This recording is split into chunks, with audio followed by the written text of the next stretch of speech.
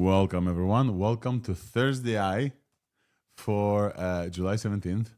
My name is Alex Volkov. I'm an AI evangelist with weights and biases. And today is a special stream for me because, as you see, maybe because of my hat, it's my birthday today. So a very celebratory birthday stream for me with a bunch of folks.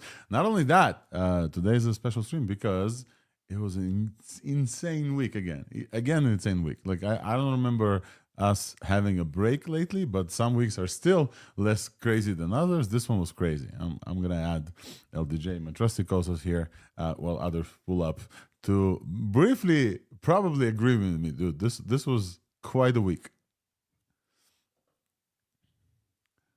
LDJ is gonna join us in a second and discuss how much quite a week it was. But not every week do we get a new open source that's completely obliterating everything that was there before. And this week, just a little bit after we finished live streaming last week, and we celebrated Grok 4 and everything that happened there, then a company called Moonshot showed up and decided to drop fairly silently as well. I think we covered Moonshot before.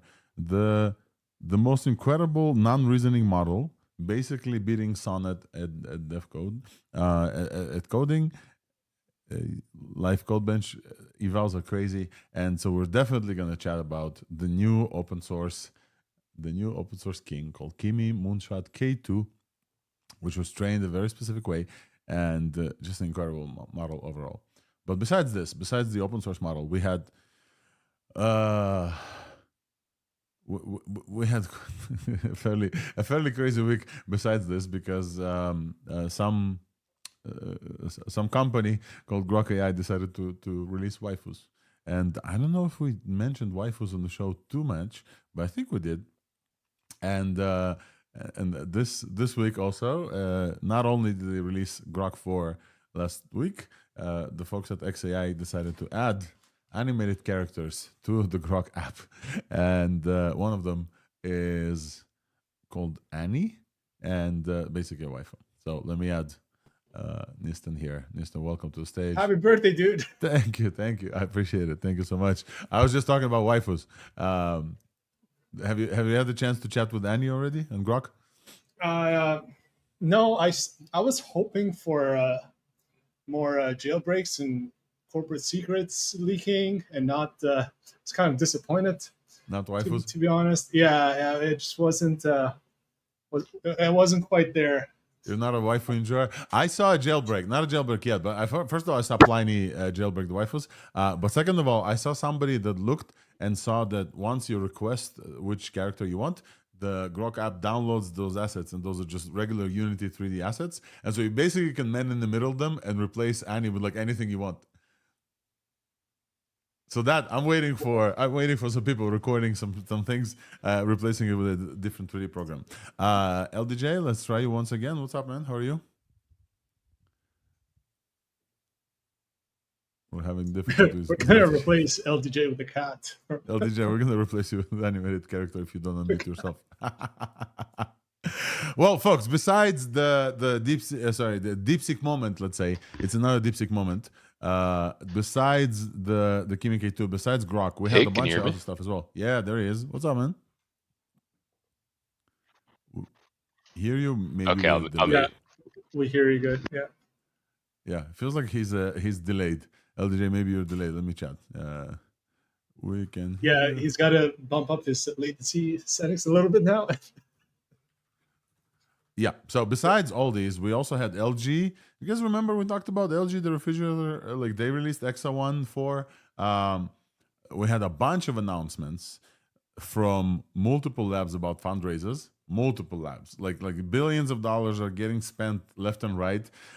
We did cover the kind of the meta superintelligence stuff. I'm actually doing a TLDR right now, so might as well just do a TLDR, right? But before this, I do want to say, we started the show, Niton, last time we missed you, like with basically introducing the hosts and talking about one thing in AI that stood out for them. So you missed it last time, so feel free to introduce yourself, what you do for folks who are new to listening to our pod. We have more and more folks. And then also, what was the one thing that we can't skip today that was the most important for you this week? Yeah, hey everyone, I'm Niton Tahira. I'm CTO at Easy Does It. We make a boomer app for homeowners associations in the US. But mostly people know me from the open source AI community and from all those releases.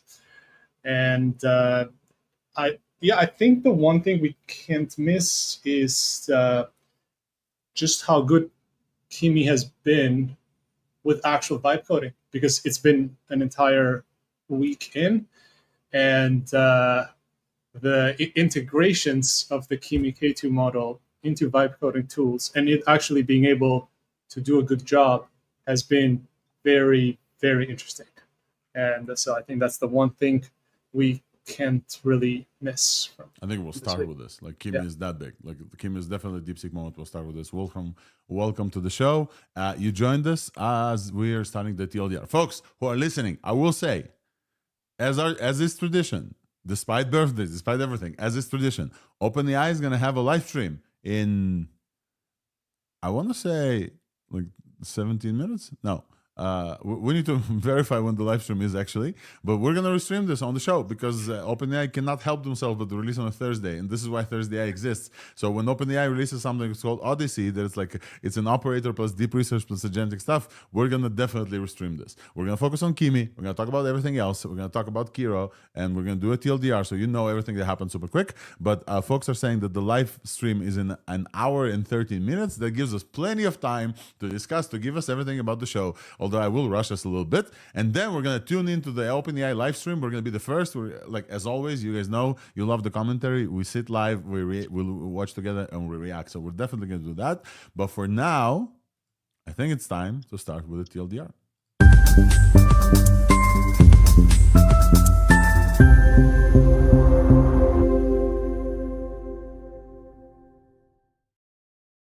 Alrighty, folks, welcome to the show. Here's everything that we're going to cover on ThursdAI. Breaking news notwithstanding, everything we're going to cover on ThursdAI for July 17, 2025. My birthday. It's really funny. Happy birthday! Thank you, sir.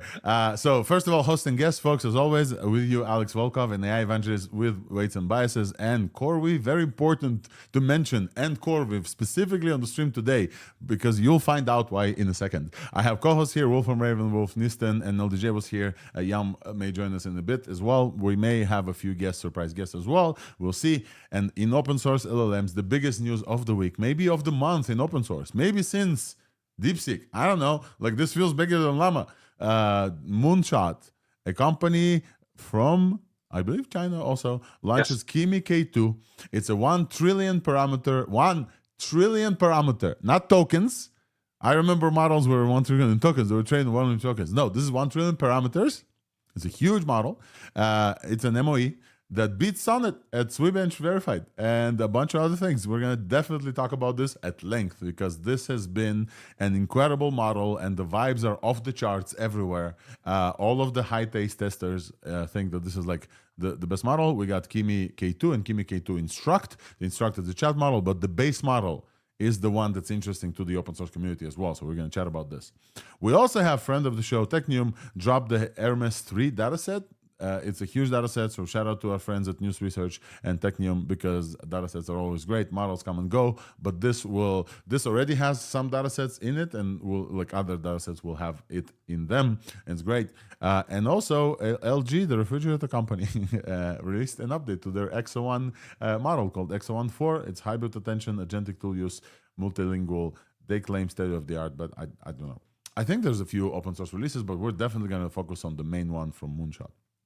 Then we're going to move to big companies and APIs, where we're going to announce a few insane founding rounds, specifically Mira Murati from Thinking Machines, without a product yet. We don't know what they're doing. Like we can speculate, but we don't know what they're doing. We know that there's a bunch of OpenAI folks there and some other folks. They've announced a $2 billion funding round. Not valuation. Fund. It's like the parameters for models are getting insane, but also the fundraisers for these AI companies are going insane. They don't have a product yet. and they have $2 billion funding, additional funding to what they had before. I don't even know what the valuation is. We're also going to chat about how Grok 4 now has waifus and has animated characters that you can talk to inside the Grok app. The person who's very worried about the birth rate in the world decided to kill the birth rate like directly. We have to talk about this. Elon Musk adds waifus, animated characters into XAI. It's really funny. And then even like they're going a little bit crazy. OpenAI is going to have a live stream in an hour and 18 minutes, 19 minutes, and we're going to restream this with you. They're going to announce something called OpenAI's agent mode or Odyssey, and it's some combination of operator and deep research, and we're going to tune in and discuss because I think it's going to be great. Gemini released an embedding model, not a model itself on open source, but the model like embedding service, let's say, and it's getting the top score on all the MTB leaderboards, which is great. We should definitely discuss this. I haven't embedded anything in a while because the context windows are so large, but still, folks are using embedding models. Speaking of embeddings, Amazon had like a whole here's us and AI thing while we wait for Alexa Plus, which is nowhere to be found because I tried and I couldn't find it. Even though Andy Jassy talks about Alexa Plus, Amazon announced like a few things. Among them, Amazon S3 now supports vector store. So they have their own like vector store in Amazon. So that's great. Amazon also launches Kiro. It's a VS Code fork for a spec-driven AI IDE for developers. So we're going to chat about this as well. Kiro is Amazon's answer to Cursor and Windsurf and like all these things. Then in this week's buzz is going to be a big one, folks. It's going to be a big one. And actually, I will tap into my co-host here, Wolfram, to actually help me talk about this because he helped me test this out. Weights and biases is no longer GPU poor. You've known this since the acquisition with CoreWeave, but now we're actually using those GPUs and you can get access to the same infrastructure that OpenAI uses to train and inference their models. CoreWeave is backing the new WNB service, WNB Inference. And we worked very hard over the weekend to put the Kimi K2 on it.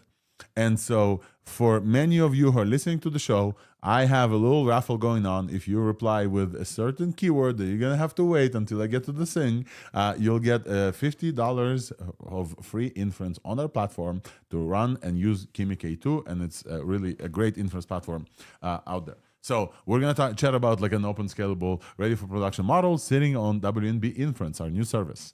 I will just say, I'll pause here for a moment and say, after doing 2.5 years, the show, after celebrating open source, because one of the best things that happened is many inference providers put them on super quick, sitting behind the scenes on a launch like this was super cool for me. Was super cool because I knew immediately what we need.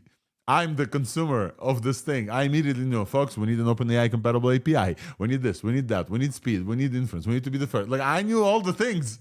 And then I was able to help with the launch. I was very, very happy. So I definitely encourage you to stick around until this week's buzz, where I'll tell you how to get $50 free in inference. And I've been waiting for the moment where I can give out credits in the show so that you guys can use them and tell us how the services are. So super, super cool this week's buzz this week.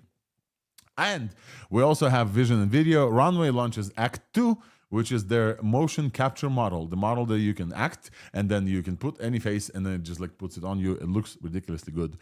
Voice and audio, Mistral came out of nowhere with Voxtral. First of all, Mistral's naming is impeccable. Even if some of the decision stuff, let's say, are not always open source, but it's always like Mistral related. So Voxtral and Mixtral and there's like a bunch of others that they had, the Devstral. So Mistral's Voxtral is an open speech recognition state-of-the-art model. It's huge though. So basically think a whisper bidder. It's incredible that we're still talking about Whisper 3 years after. Voxtral small is 24 billion parameters. Small. I love the very cavalier decision to talk about sizes and mention something that's small as 24 billion parameters. Everything is getting bigger. We have the 1 trillion parameter model, now a small model that is 24B. Whoa. That's true. I mean, Jensen doesn't sleep, and the capabilities are getting larger as well, so they have to keep up. I will say Whisper is like the biggest Whisper is 3 billion parameters. So 24 billion beating Whisper is, okay. Thank you, guys. AI art and diffusion, we don't have anything yet. I think there's something small, actually. OpenAI has a OpenAI image service in API, has a new high-quality mode. that we don't gonna have to chat about this, but they have a new high quality mode where you can preserve the input higher. It kind of looks bad, but it looks less bad. Then in tools, we're going to chat about Liquid, launches Leap. You guys remember Liquid from last week? We chatted with Maxime Lebon, head of post-training in Liquid. Our friend, Maxime Lebon, friend of the pod. Liquid also launched Leap with Apollo. Apollo is this app that allows you to run open models on device. And Leap is a platform for enabling developers to build with on device in iOS app. And it's super cool. Like they run like a 300 million parameter model super quick on device. And then if we get there, we're going to chat about Amazon's Kiro, which is the VS Code fork.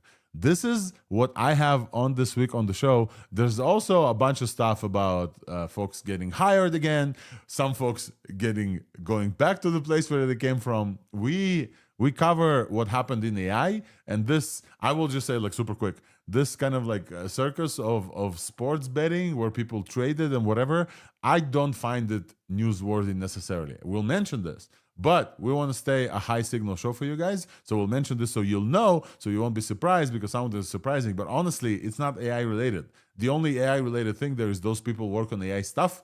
But otherwise, it's like Silicon Valley, like BS. And so we will mention this a little bit, but not necessarily spend a lot of time on this, because we want to give you the highest signal news show. And we have to run through this because also OpenAI is gonna deploy something super cool, and we have to restream this as well.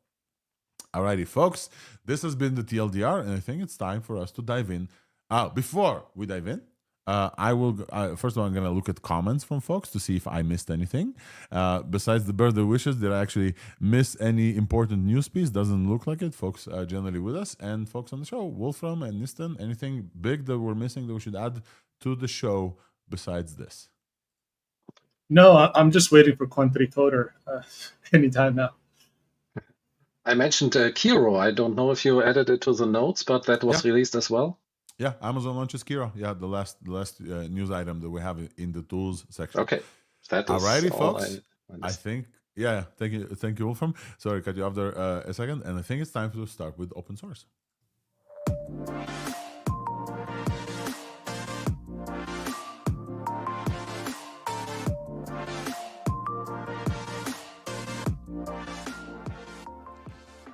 Open source AI, let's get it started. Let's get it started, folks. We have, I think, one of the most important open source releases of the recent months happened. And we have to talk about this. But before we do, just to kind of tease you a little bit and make you stay on the show. No tricks here. But before we actually do, we do want to cover some of the other stuff super quick, because then if we start talking about Kimi, we're not going to end. So it's a small slice out of the way. Yeah, let's get the appetizers before the main course. We have to talk about Exa 1. We don't have to talk about Exa 1. It's just like I want to talk about Exa 1 because LG is a surprising contender in this whole thing of AI, and they've been surprising a bit, but now they're less and less surprising. Exa 1, EXAONE, Exa 1 4.0 is they're claiming world-class performance in general in reasoning tasks. It's a reasoning model, and it gets interestingly the benchmark that they choose, they gets like 84% on if eval, so instruction following. They compare themselves to Qwen 3 and Gemma 3. It's a 32 billion parameter reasoner model. MMLU Pro is not too bad. Wolfram, look at this, 81.8 for $32 billion parameter model. Top tier, yeah, absolutely. So fairly state of the art on math. Both AIME is 85 and HMMT. I don't know what HMMT is. I don't remember that one. 72. Live code budget 66. This is a decent model. So this graph we're looking at, for folks who are just listening, the GPQA Diamond, the very difficult Google proof PhD level questions, 75% of GPQA for a 32 billion parameter model. I am seeing some chart crimes here, but okay. Generally, this looks like a very decent model. LG has been working on their apps and deployments for a while. This is they have two models here: 32 billion parameter high performance one and 1.2 billion mobile optimized, hybrid global attention, and What else can we say? Multilingual, blah, blah, blah, blah, blah. Oh, yeah, context. 128K context, which is, we're kind of like expecting this at this point, which is great. The 32 billion parameter has even a bit more, 131. What can we say about this? I've tried XI. I was not impressed. You guys remember last time? I haven't even had time to try this one. It was all right, but I was not like necessarily impressed. Although I am thinking that, you know, we need better evals. Even us on the show, we do this. Everybody needs better evals. So if anybody can point us to better evals, feel free. Speaking of, I want to mention an eval thing that was released. Wolfram, I think I tagged you. We should probably mention this in open source as well, because it has to do with Grok 4. And speaking of better evals, yeah, we have another like tiny thing that I almost forgot to add, where somebody took GPK Diamond and remixed it into free questions, and then saw Grok percentage drop. We definitely have to mention this. That's very interesting. Yeah. Yeah. So this is XO1 4.0 from LGAI. Your fridge is going to be an agentic fridge soon. Thoughts, folks, on this? Niton, Wolfram, any thoughts on maybe license? Let's take a look at license as well. I think license is decent. I think we should still give them the benefit of the doubt. I wasn't impressed with the last one either. Yeah. And I don't know if this is from scratch or a Quen 332B, but I also think that people sleep on the Quen 332B regardless of what the benchmarks show, because you can actually use Quen 332B in Cursor or in Klein, and it actually does a fairly good job as a planning model. So we shouldn't immediately discount it, but I'm also, I am still suspicious. I want to give them the benefit of the doubt here. Yeah. We'll see when someone uses it. Listen, I think this is a full-on model of their own that they trained, like a fine-tuned and pre-trained and fine-tuned all of the model itself, because they don't mention Quen anywhere on the paper, which they released the paper as well, by the way, which I should definitely add to the show notes. So kudos. The license is an EXA1 license specific. Often with these licenses, what you find is it comes free with the fridge. Yes. only if you sign the terms and conditions. You know the thing that you get, you need to register your fridge, and nobody ever does. So only if you do this, it comes free.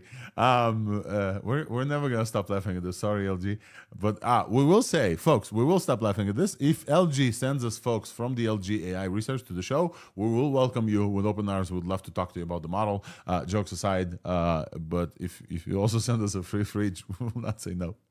But the folks, the performance is decent. 1.2 billion parameter model with reasoning. Again, 1.2 parameter model with reasoning gets 59 on MMLU Pro, 52 on GPK Diamond. Quen, they're only compared to Quen 1.7. Yeah, it beats Quen 1.7, beats small LM. Okay, folks, we had small LM from Hugging Face, 2 weeks ago? When was Ellie here on the show? A week ago? I don't know, like time just flies super fast. Somebody remind me. We had Eli Bakoc from the Hugging Face team with the small LM reasoning release. That was a 3 billion parameter model. This 1.2 beats that small LM on many benchmarks. Just like a lot of benchmarks, folks. This is not I didn't come here prepared to talk about this model necessarily, but hey, these are very, very impressive numbers for a 1.2 billion parameter. 1.2B with 59 MMLU Pro. Yeah, that is good. Right? Usually they don't even get above the 50. I test them and I don't even show them because they are under my cutoff. Yeah, that's quite good. This beats Quen 3, 1.7. This beats Quen small LM 3 billion parameter. This is a interesting model. And also the BFCL, which is the function calling benchmark, gets 50%. Folks, not to sleep on XO1 1.2. Definitely worth checking out and seeing whether or not this model answers what it says. Usually, you know what happens in our groups, cycles, feeds? We get over obsessed with like different models. So we're hyper obsessed with Quen, for example. We may miss like an upcoming Chinese like lab that does some things. So jokes aside, XO1 looks very, very good on benchmarks. We have to test this and maybe then give you guys a feedback of how it is because those are small agentic models. The thing that I mentioned before, I want to bring up now to the show. I want to try and remember how I found it. So while I do that, how about one of you tell us about Technium's Hermes 3 dataset? Niton, Quickly, do you mean the data set that you mentioned? I have it open in a tab. I have it open since its release. Oh, If amazing. that is Okay. what you're looking for. Yeah, I can put it in our chat. Please send it in the chat. So, folks, okay. But before we chat about this, there's basically a new refresh over the eval. We want to shout out our friend Technium from News Research for releasing the Hermes 3 dataset. And to do this, Niton, you remember Hermes 3? Yeah. The entire 405, the 405B model that they trained, that they did a full fine tune of, is still available on Lambda chat, and I still use it from time to time. Also, people that are making companions, so to say, really like the large 405B models, and this data set is their entire secret sauce. So you should definitely use it or filter out what you need from it, because it's nearly 1 million entries, and each of those entries are anywhere from I don't want to get this wrong, from like 1,000 tokens to 8,000 or so, or 16,000. They can correct me on that. So yeah, extremely valuable secret sauce here for training that you can use in your own training runs, like to pull out different type of stuff. It's well labeled too. Yeah. And again, models come and go, datasets are forever. So datasets are forever. Why are we saying this, folks? Datasets are forever because the Hermes dataset probably has some stuff from other datasets as well. We had John Durbin on the show a while ago, and he released the Donut dataset. You guys remember that included like other datasets. Datasets combine themselves and they're forever. Literally, like whatever Technium did there will probably be part of any LLMs like thoughts in the future. So a huge really shout out to Technium and News Research for that. While we say hello to Yam, welcome. We are gonna chat about this interesting data benchmark, basically, where these folks will shout them out by name. This is Nikhil Chandak, PhD student at Max Planck Institute, and some other folks. They have done some very interesting research. They took GPQA Diamond and MMLU Pro, and those two benchmarks are multiple choice. Okay, so basically you give the model like, hey, answer A is this, answer B is this, answer C is this, answer D is this, and the model chooses A, B, C, and D. And sometimes they do some tricks to like randomize them between the A, B, so the model doesn't overfit on this. These folks went through the dataset line by line and found the questions that can be answered with free text in a way that you can like actually judge. And so instead of giving multiple choice, they decided to give the models basically a written test. Now imagine, go back, like close your eyes for a second, go back to high school with me. Which one would you prefer? Would you prefer the multiple questions one, where you're like, oh yeah, that kind of seems correct? Or the free text one, where you're like, oh shit, I need to write a thing that makes sense? So definitely the free text one is a more difficult task. And what we see is incredible. Because of the free textization of things, they notice that on GPQA Diamond, the reported scores that we get from the models, once you ask them if they actually know about this thing in the free text, many models are knowing significantly less.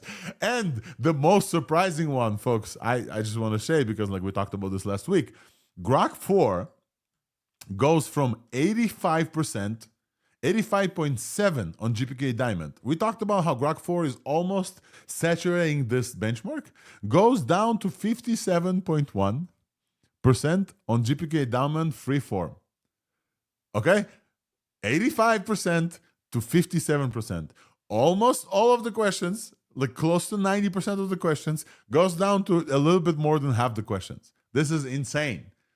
What does this mean? Did they pre-train on this? We don't know. We hope not. We trust the XAI folks. They're decent.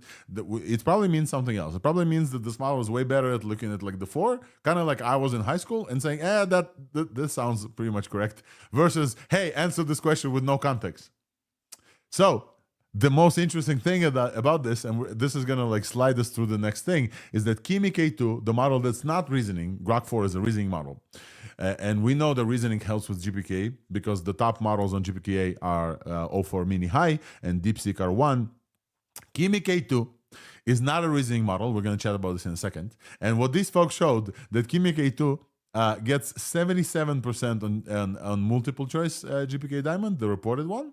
But then if you give it a free test, it gets 57.1. Exactly the same score as a super hard reasoning Grok 4. And I find it incredible. I find it just like, first of all, shout out to these folks to try this thing, but also huge shout out to Kimi Moonshot for this incredible non-reasoner that does incredible things.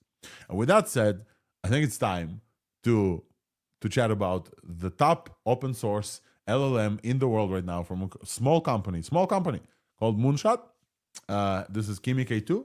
It's a 1 trillion parameter non-reasoner MOE with, I have the numbers here, but like a ridiculous amount of experts. And yeah, folks, let's open the floor. How did your Friday go when you looked at the feed and saw many high testers say, "Oh, holy shit, we have a new DeepSeek moment"? Yam, welcome to the show. Maybe let's start with your gut reaction to Kimi from Friday. It's not delving.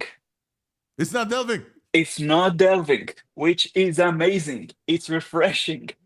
Finally, I mean, apart from it being the best, which is also really a really good thing, it's also not delving. And that's very hard to do when the entire internet is filled with this. Like, it's very hard to do. So, I mean, go on, everyone, say your reactions, but like, I have a lot to say. I can talk about. I could talk for a full hour about this model, but like everybody else, say what you think, and then we can go on if we have time. Yeah. Wolfram, go ahead. Yeah, of course, I immediately started benchmarking when I was seeing that it is on OpenRouter available. And yeah, that was what I was doing in the background. And I also used it and chatted and yeah, so usual vibe coding. And yeah, it is refreshing. Like Yam said, it's not this usual slop. You don't see these things. It has a unique and distinct personality, I would say, that is very different from the other models. And even its sense of humor, if you can say that about an LLM. It's amazing. It gave me outputs where I was laughing out loud and stuff that was so cool that I put it in my file for memorable quotes. And that is my favorite benchmark. When I can have a model where I'm always copying stuff over there, then I know this is something special. And the benchmarks are excellent. The model is fun to chat to. It's an open source model. There's so much to love about this. So for me, it may be the release of the year for now, at least. It's definitely amazing. That's a big statement, man. We had some beautiful models this year. DeepSeek R1 was released. Don't forget. Yeah, but I don't use that as often. You know, the reasoners like O3, I use it when I have some tough choices to make, some tough decisions. But I just use 4o most of the time, or Gemini. Okay, that is reasoning, and Grok. And I use C3. And I also use Kimi now as a fourth. When I have some questions, I go through all four and run it through it. And yeah, I'm using Kimi a lot, especially because it's not sloppy. When I want to optimize some text, then it helps me a lot.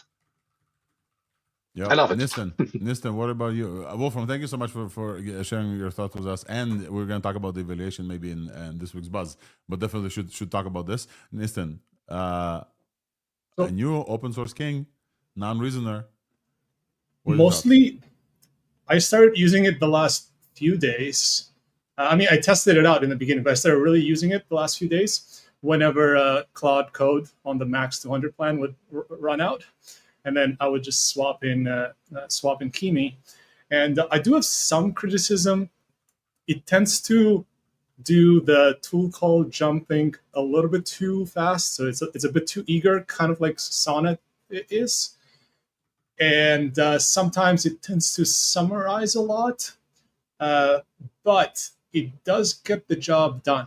So I used it through Grok with a Q, and it's really fast. But there is one major drawback from Grok with a Q is that they don't have prompt caching implemented. So if you use it in like Cursor or Klein, you're going to end up sending bam, bam, bam, that same thing over again. But it's only $1 per million tokens input.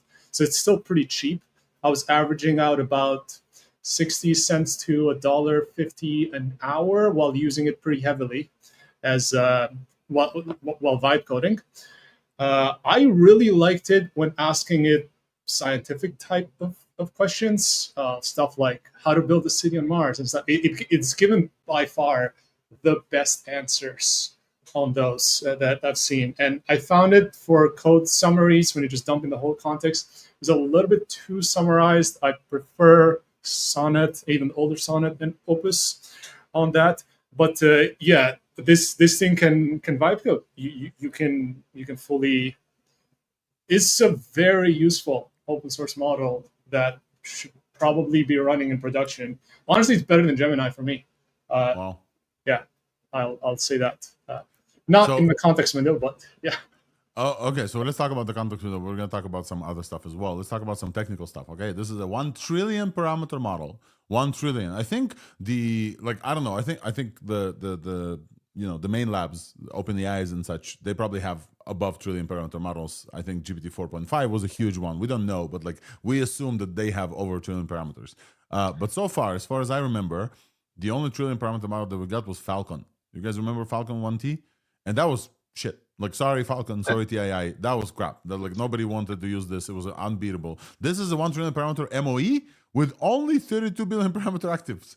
Only 32. The ratio from active parameters to like the 1 trillion parameters is insane, and it's really good. Like it's really good. They have I want to say 384 experts, which is ridiculous. And the default context window I think is 128. But I've seen rumors that went super viral in China, like over 2 million viewers, and they deleted some of the posts. I don't know guys if you got this or not. That Kimi is supposedly supporting up to 2 million tokens in the context window, which is incredible. Incredible because this model was also trained with a very specific approach. Yam would love to chat with you about this. This is like a big thing. If you guys remember, we talked about different optimizers. Adam W is being used, the most common one, and there's like different ones. These folks trained on something called Muon, and they kept continue train this and came up with like this innovation on Muon called Muon Clip, which we don't have to dive into the technical details exactly of what it does, but like very briefly. Jan, would love to hear from you if you want to explain to the audience like what optimizer means. And this led them to train all the way to trillion tokens with no loss spikes. One of the beautiful things on the blog was like the last curve. I'm gonna show while Yam talks about this. This is definitely like many of our friends, the fine tuners, the trainers. There's like, this is beautiful. This is gorgeous. What is this? Yeah, Yam, if you want to take it away and like chat to us about more Clip and how cool this is. Sure. In general, for those that don't know, models have a specific training algorithm, gradient descent. You basically, in simple words, I'm extremely simplifying this, you take steps that minimize the error, minimize the loss over time, small steps towards the goal, and you hope that the model will make less mistakes. That, in general, you can easily improve this. For example, if you include just, for those that don't know the technical details behind it, just think about it visually.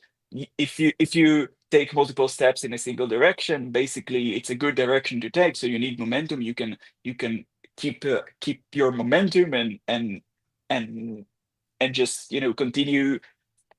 Make it.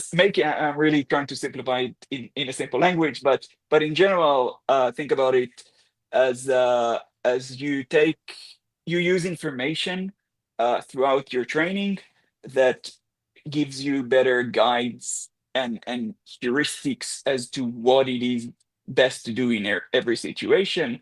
In general, in practice, there is a very successful optimizer called Adam. I think adaptive momentum, that's the word.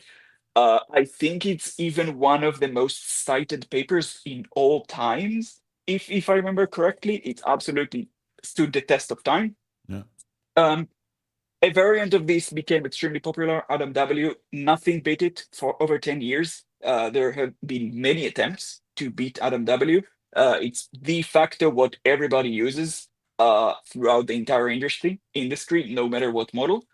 And over the past couple of months, there has been some sort of, you can say, community experiment on X.com, where different people tried to speed run the training of a small model. Like you have a benchmark and you have a small model that is training pretty fast, and people try to speed run to get to the same score as fast as possible. Basically, it forces you to improve it. And you must improve something if you want to get to the same score faster. Otherwise, you could just continue the training longer. Anyway, after all of these experiments and so on with the speed run, people ended up with improved, allegedly improved optimizer called Niton, which and the problem with those things is that you need to test them at scale. Yep. They might not work the thing that works for small scale might not work at large scale. And we have just seen for the first time people take a huge bet and on extremely large scale, 1 trillion parameters, and it absolutely delivered. So it's amazing to see. Yeah, I remember when we talked about optimizer last time, and you told me saying I have a better optimizer than Added W is kind of like the equivalence, like we cured cancer, we found water on Mars. Like it's something that people always say, and it doesn't end up being true. Doesn't end up being working at scale. Like this is like the conspiracy theories of the world of ML. And here we have folks who train this all the way to 1 trillion tokens with, I think 15.5 trillion, 1 trillion parameters with 15.5 trillion tokens. It's easy to get confused because both of them now in trillions. We used to have like the models in the billions area and the tokens in the trillions area, but now all of them are in trillions area. So this is a 1 trillion parameter model that was trained on 15.5 trillion tokens of data. Apparently, folks, high quality data as well. This model is like incredible. I want to shout out our friend of the pod, Sam Peach, with EQ Bench.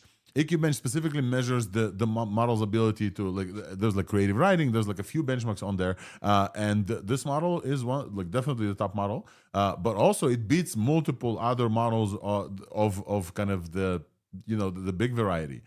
Talk about big model smell. We haven't heard this term in a while because we tried to define this. This smells big. This is a big model smell model. You can talk to it. It's funny. It's creative in writing. It doesn't delve like Yam said. It doesn't repeat the same things. Alex. Yeah. It's actually big. We know. Yeah. I mean, we know it's big. It's not just smell like a big That's model. True. We know it's big. We know it's big. Yes. It's a big ass model. I would call it XLLM, extra large language model, because it's now a new category. Not the first. I just want to emphasize a point. It's not just the size. There had been many other attempts at this size, at these scales, and we haven't seen this quality at the end. So it's not just the size. It's a really it's extremely high effort. They put a lot of time and effort into this to get to this point. So huge shout out. Huge shout out. It's incredible. Yeah. We'll get to the licensing in a bit, but we should talk about maybe the number one thing. This model, it's good across everything, including creative writing, which is generally not true of open source models. They're not that great at creative writing. They're getting focused with RL, for example. We're thinking on code and math. This model is great at those things while not being reasoning. This model gets 65.8 on Sweetbench Verified. Folks, Sweetbench Verified, the software engineer benchmark that uses a bunch of Django stuff we talked about Sweetbench Verified multiple times with all hands. Weights and biases has been on the top for a month using O1 and agentic stuff. Open source models getting better and better and better at Sweetbench Verified. Here's just a comparison for those who are listening. 65.8% of the problems, this model is the open source model that non-reasoning solves. DeepSeek V3, which is also the non-reasoning model, solves 38%. So this is almost twice as much as the DeepSeek version from 6 months ago. DeepSeek V3 was December, so a bit over 6 months. Quen, the big Quen, the huge Quen, 235 billion parameter, 22 active, gets 34. And we know the Quen folks, and they're incredible, and their models are great at coding as well. Folks, GPT 4.1 gets 54. So this open source model, non-reasoning, gets way more than GPT 4.1 on this solving task thing. And this beats Sonnet, and this almost gets close to Claude 4 Opus at 72. This is I cannot believe I'm saying this. Specifically because we've been tracking Sweetbench Verified and open source models for the past weekly month. I think we had a chat with small LM folks, we had a chat with liquid folks, we had a chat with multiple folks, all hands, and from week to week we've seen jumps of over 10% in open source models on this benchmark. And it's incredible to see how fast open source is catching up, because it's just absolutely incredible. Budget. Go ahead, Yam. Also budget. Yes, The budget. We should mention that, like, while this beats Opus, it costs a mere Oh yeah. 60 cents per million tokens, while Opus costs like I don't remember, Wolfram, 15, 40, I don't 15 remember. and 30, even more. Opus, oh yeah, that is more expensive. Opus is very expensive. Opus is a lot. Yeah, Opus is expensive. Yeah, it's $75 per million output tokens and 15 for input. And this model is 2.5. That's incredible. Yeah. That's absolutely incredible. Seriously. Opus is a reasoning model. This is not a reasoning model. Folks, we are highlighting all these things just to underscore how incredible of a release happened this Friday. Just mind-blowing, incredible release happened this Friday. Another DeepSeek moment, if not bigger than DeepSeek. Because DeepSeek R1, DeepSeek V3, nobody besides us cared. We told you about this as it came out. As always, we'll keep you honest on everything, including the Chinese labs. DeepSeek R1 only broke the bubble of the AI ecosphere because of the supposed $5.5 million training cost. And everybody's like, oh no, GPUs are not needed because it's so cheap now, which is bullshit, because we still need them, and inference is very expensive. This model is like DeepSeek V3, the one that you didn't care about, but it beats R1 on multiple things like 6 months later. And it's Sonnet at home if you have 8 times 2 H200s at your home. Like, if you can run 1 trillion parameters at your home, you get Sonnet at home.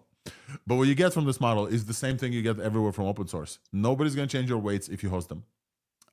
This model basically is open source. You can fine-tune. We haven't seen fine-tunes yet, because I'm assuming fine-tunes are running right now, but they're like hella expensive. Like, you know, you need some serious beefs.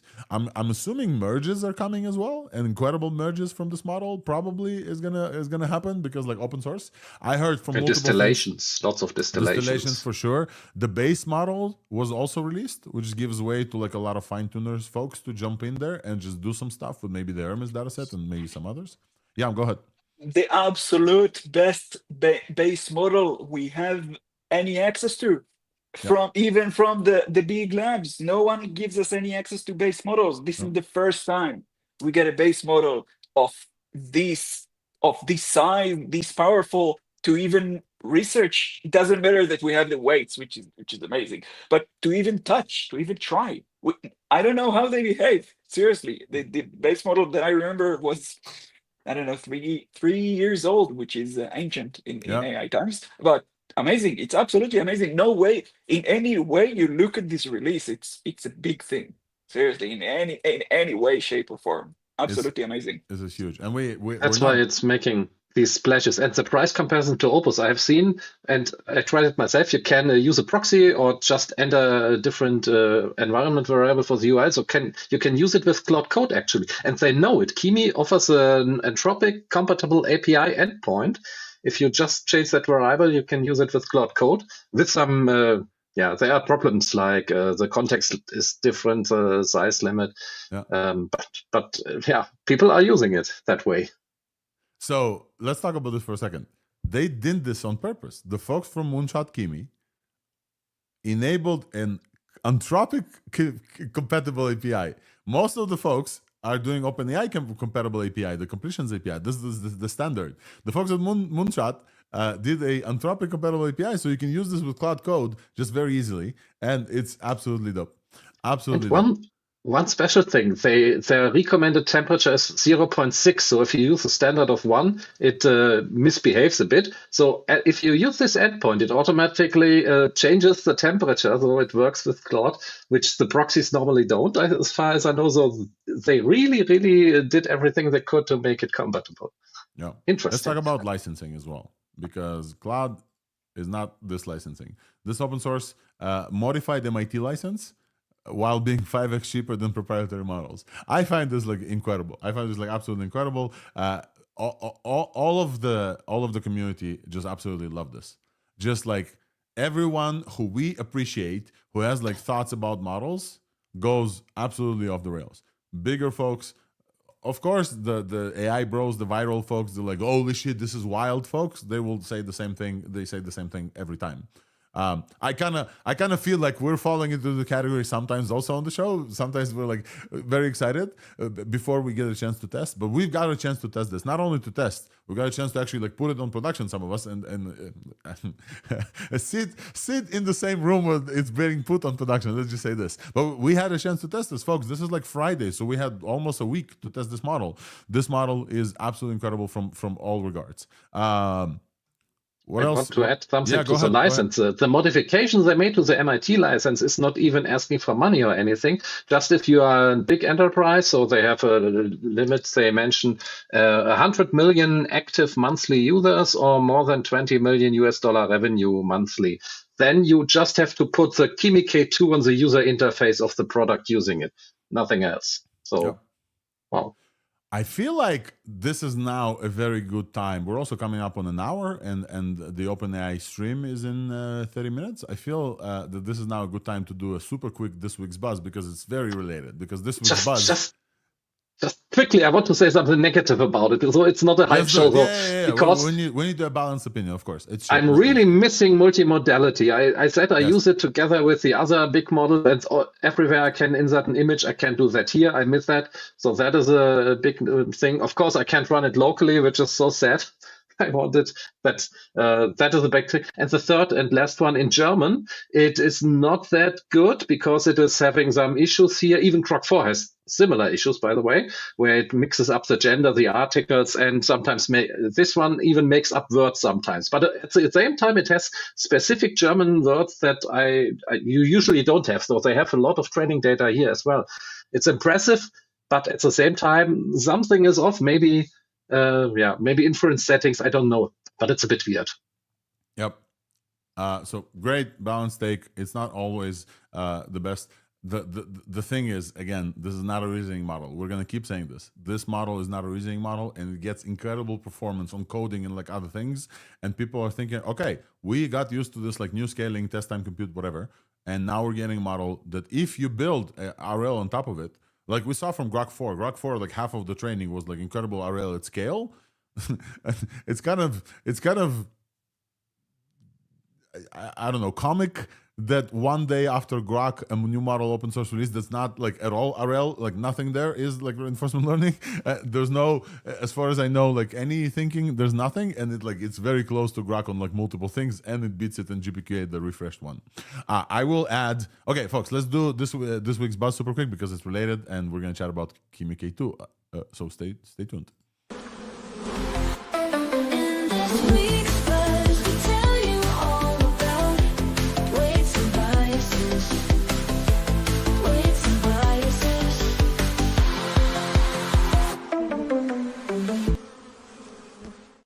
Alrighty, super quick. This is this week's buzz. This is the coordinated ThursdAI, where I, Alex Volkov, AI evangelist at Weights and Biases from CoreWeave, and I'm talking about everything that happens in Weights and Biases for this week because they're the sponsor of the show and they are the ones who allowed this to happen. And this week, folks, I'm gonna bring everybody else here because this week we are no longer GPU poor. That's what's happening. This is what this week's buzz is all about. Not only that, I finally have credits to give you on my birthday. Yeah, I wish I had confetti. I wish I had like a confetti thing. I think I can enable confetti.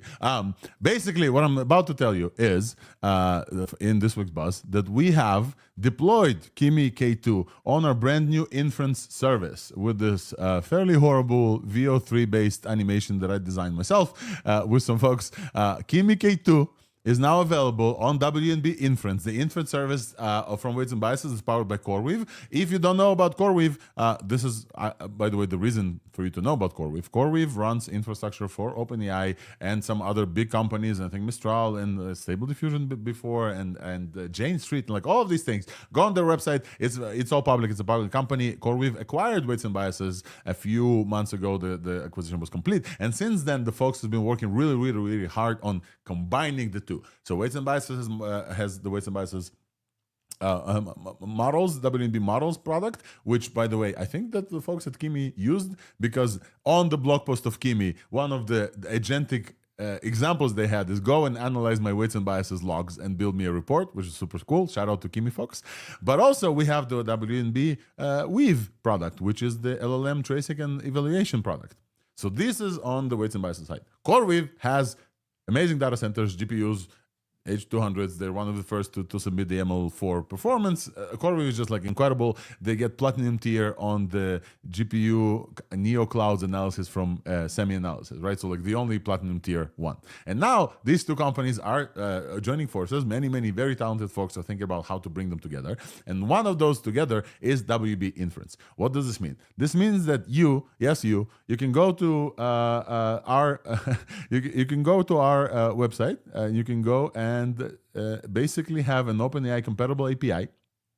And I can even show you the code of how this looks. It's super quick. You get an API key from us, not from OpenAI. And basically you do an OpenAI compatible thing where you say client equals OpenAI. Base URL is API inference1b.ai, and you pass your API key, and you need to add the project. I'll give you this collab in a second. And then you basically have Kimi K2 inference, very fast inference. For way cheaper than other competitors, and on a very great infrastructure. And I will also give you some credits at the end of this. So all you need to do, if you're listening to the show, if you're not listening to the show, feel free to reply to the email you get from StopTech. But if you are listening to the show, all you need to do to get $50 in credits is reply K2 Kool-Aid. K2 Kool-Aid. And the reason why the Kool-Aid is just because this is our animation on the release stream. If you reply K to Kool-Aid, I will choose, I think, around 20 of you. I will see, maybe a little bit more. I will choose around 20 of you to give them $50 inference credits on this model. And you know what? Usually they say in these like raffles, the folks who participate cannot participate. The co-host here, we can also participate. If you reply with K2 Kool-Aid, we'll definitely find you some credits. To that, I will say, Wolfram already replied K2 Kool-Aid to the original post that we posted. And Wolfram already got some credits and already ran some evaluations. Wolfram, would love to chat with you from your experience. And I work in the company, but you actually got access. You played around with our APIs and some others. I would love to hear from you what you think. So I approached you, and as I saw your post about the inference endpoint and that you are offering Kimi, I wanted to test it as well because I have been testing it on Grok and ThursdAI so far.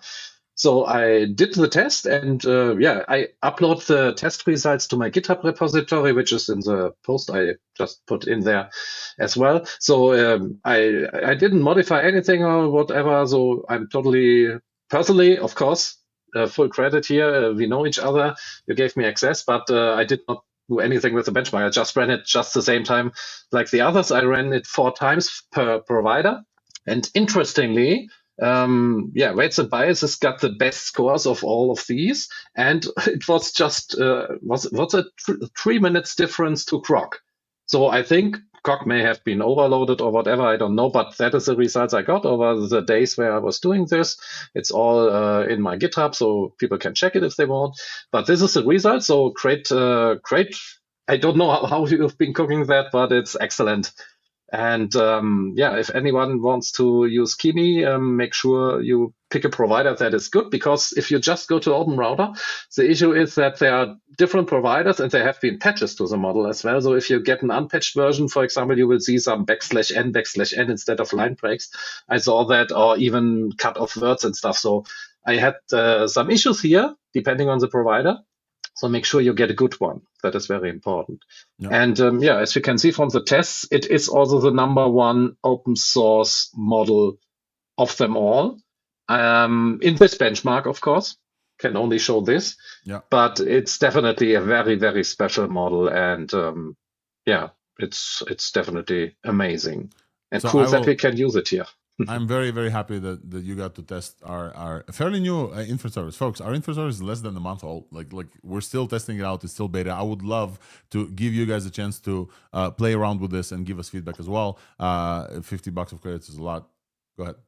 Speaking of bugs, it cost me $7 to run all of these 4 benchmarks over there with, I don't know, 1 million, 2 million tokens or something. Yeah.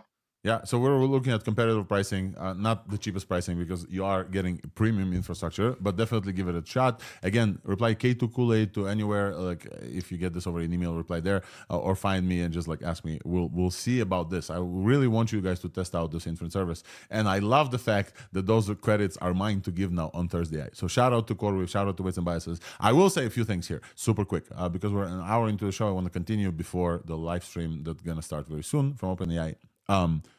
Sitting behind the scenes of how fast these super cracked individuals put up a model that they haven't seen before, they didn't get early access to, they don't know if it works with VLLM, the latest version, blah, blah, blah, blah, blah, blah, blah. They don't know also, like whether or not this model needs multi-GPUs, a single GPU. There's like a whole process that happened.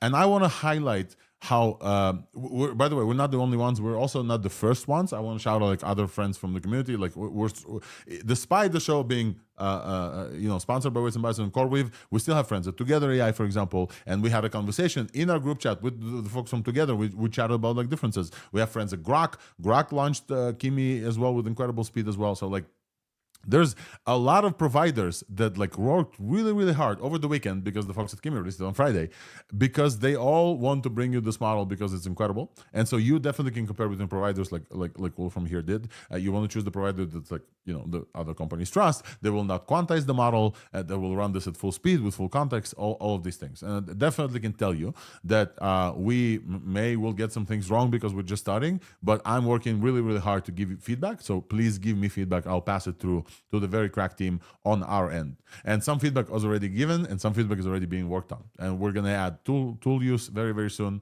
as well. So this is this week's buzz. This is maybe one of the funnest this week's buzz that I had to do. I can give you credits. We're no longer GPU poor. We're hosting the top of the world open source models, 3 days after its release. And we're just getting started, folks. Please use this. And it's very simple to connect it to Weave, to see everything that it does. Weave is definitely something you should check out. And a round of applause for all the individuals so hardworking over the weekend to make this all possible, and all the providers. And it's only possible because Kimi released it in open source. We wouldn't be able to give you access on our Inference when whatever. I will say this last thing super quick and we'll continue. We did look forward to the OpenAI open source model this week, specifically on a Thursday. I was expecting a birthday present for OpenAI. However, they postponed it due to some safety reasons. Some people speculate that the K2 release was somehow connected to the OpenAI postponing things, but it's a speculation. We don't know. And we are looking forward to host the OpenAI model once it's released. Now, I am part of the committee who decides which open source models to release. So, folks, please give me feedback. And it's been an incredible week to work at a company such as this. And I want to shout out everybody else and also everybody who tried it out. Again, just reply with K2 Kool-Aid everywhere. I will take a look at those comments. I will choose 20 of you to get $50 free Inference credits, and probably will continue to give out credits on the show. With this, just a quick note. Yeah, go ahead. Quick note about the timing, because if OpenAI released their model, we would be maybe in a different timeline and not talking about Kimi that much. Who knows? That's true. Or if their model is at par with Kimi or less performant, then it would be fairly embarrassing also. So, like two sides of the coin. But we are looking forward to talk about the open source model from OpenAI, and we'll talk about this. All right, this has been this week's buzz. Let's talk about big companies. There's a bunch to cover before we actually go to a live stream of a big company. We are done with this week's buzz.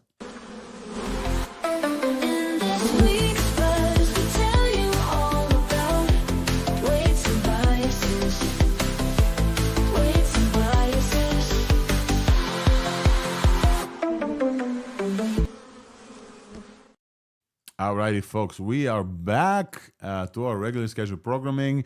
This is ThursdAI on July 17th with me, Jan Peleg, Niton Tahirai, Wolf from Raven Wolf, and we are covering one of the craziest weeks in AI, especially in open source, but not only open source. It's been exactly a week, maybe a week and a few hours since Grok 4 released, and Grok 4 is the best, supposedly the best model overall in terms of reasoning. It's been trained with incredible stuff.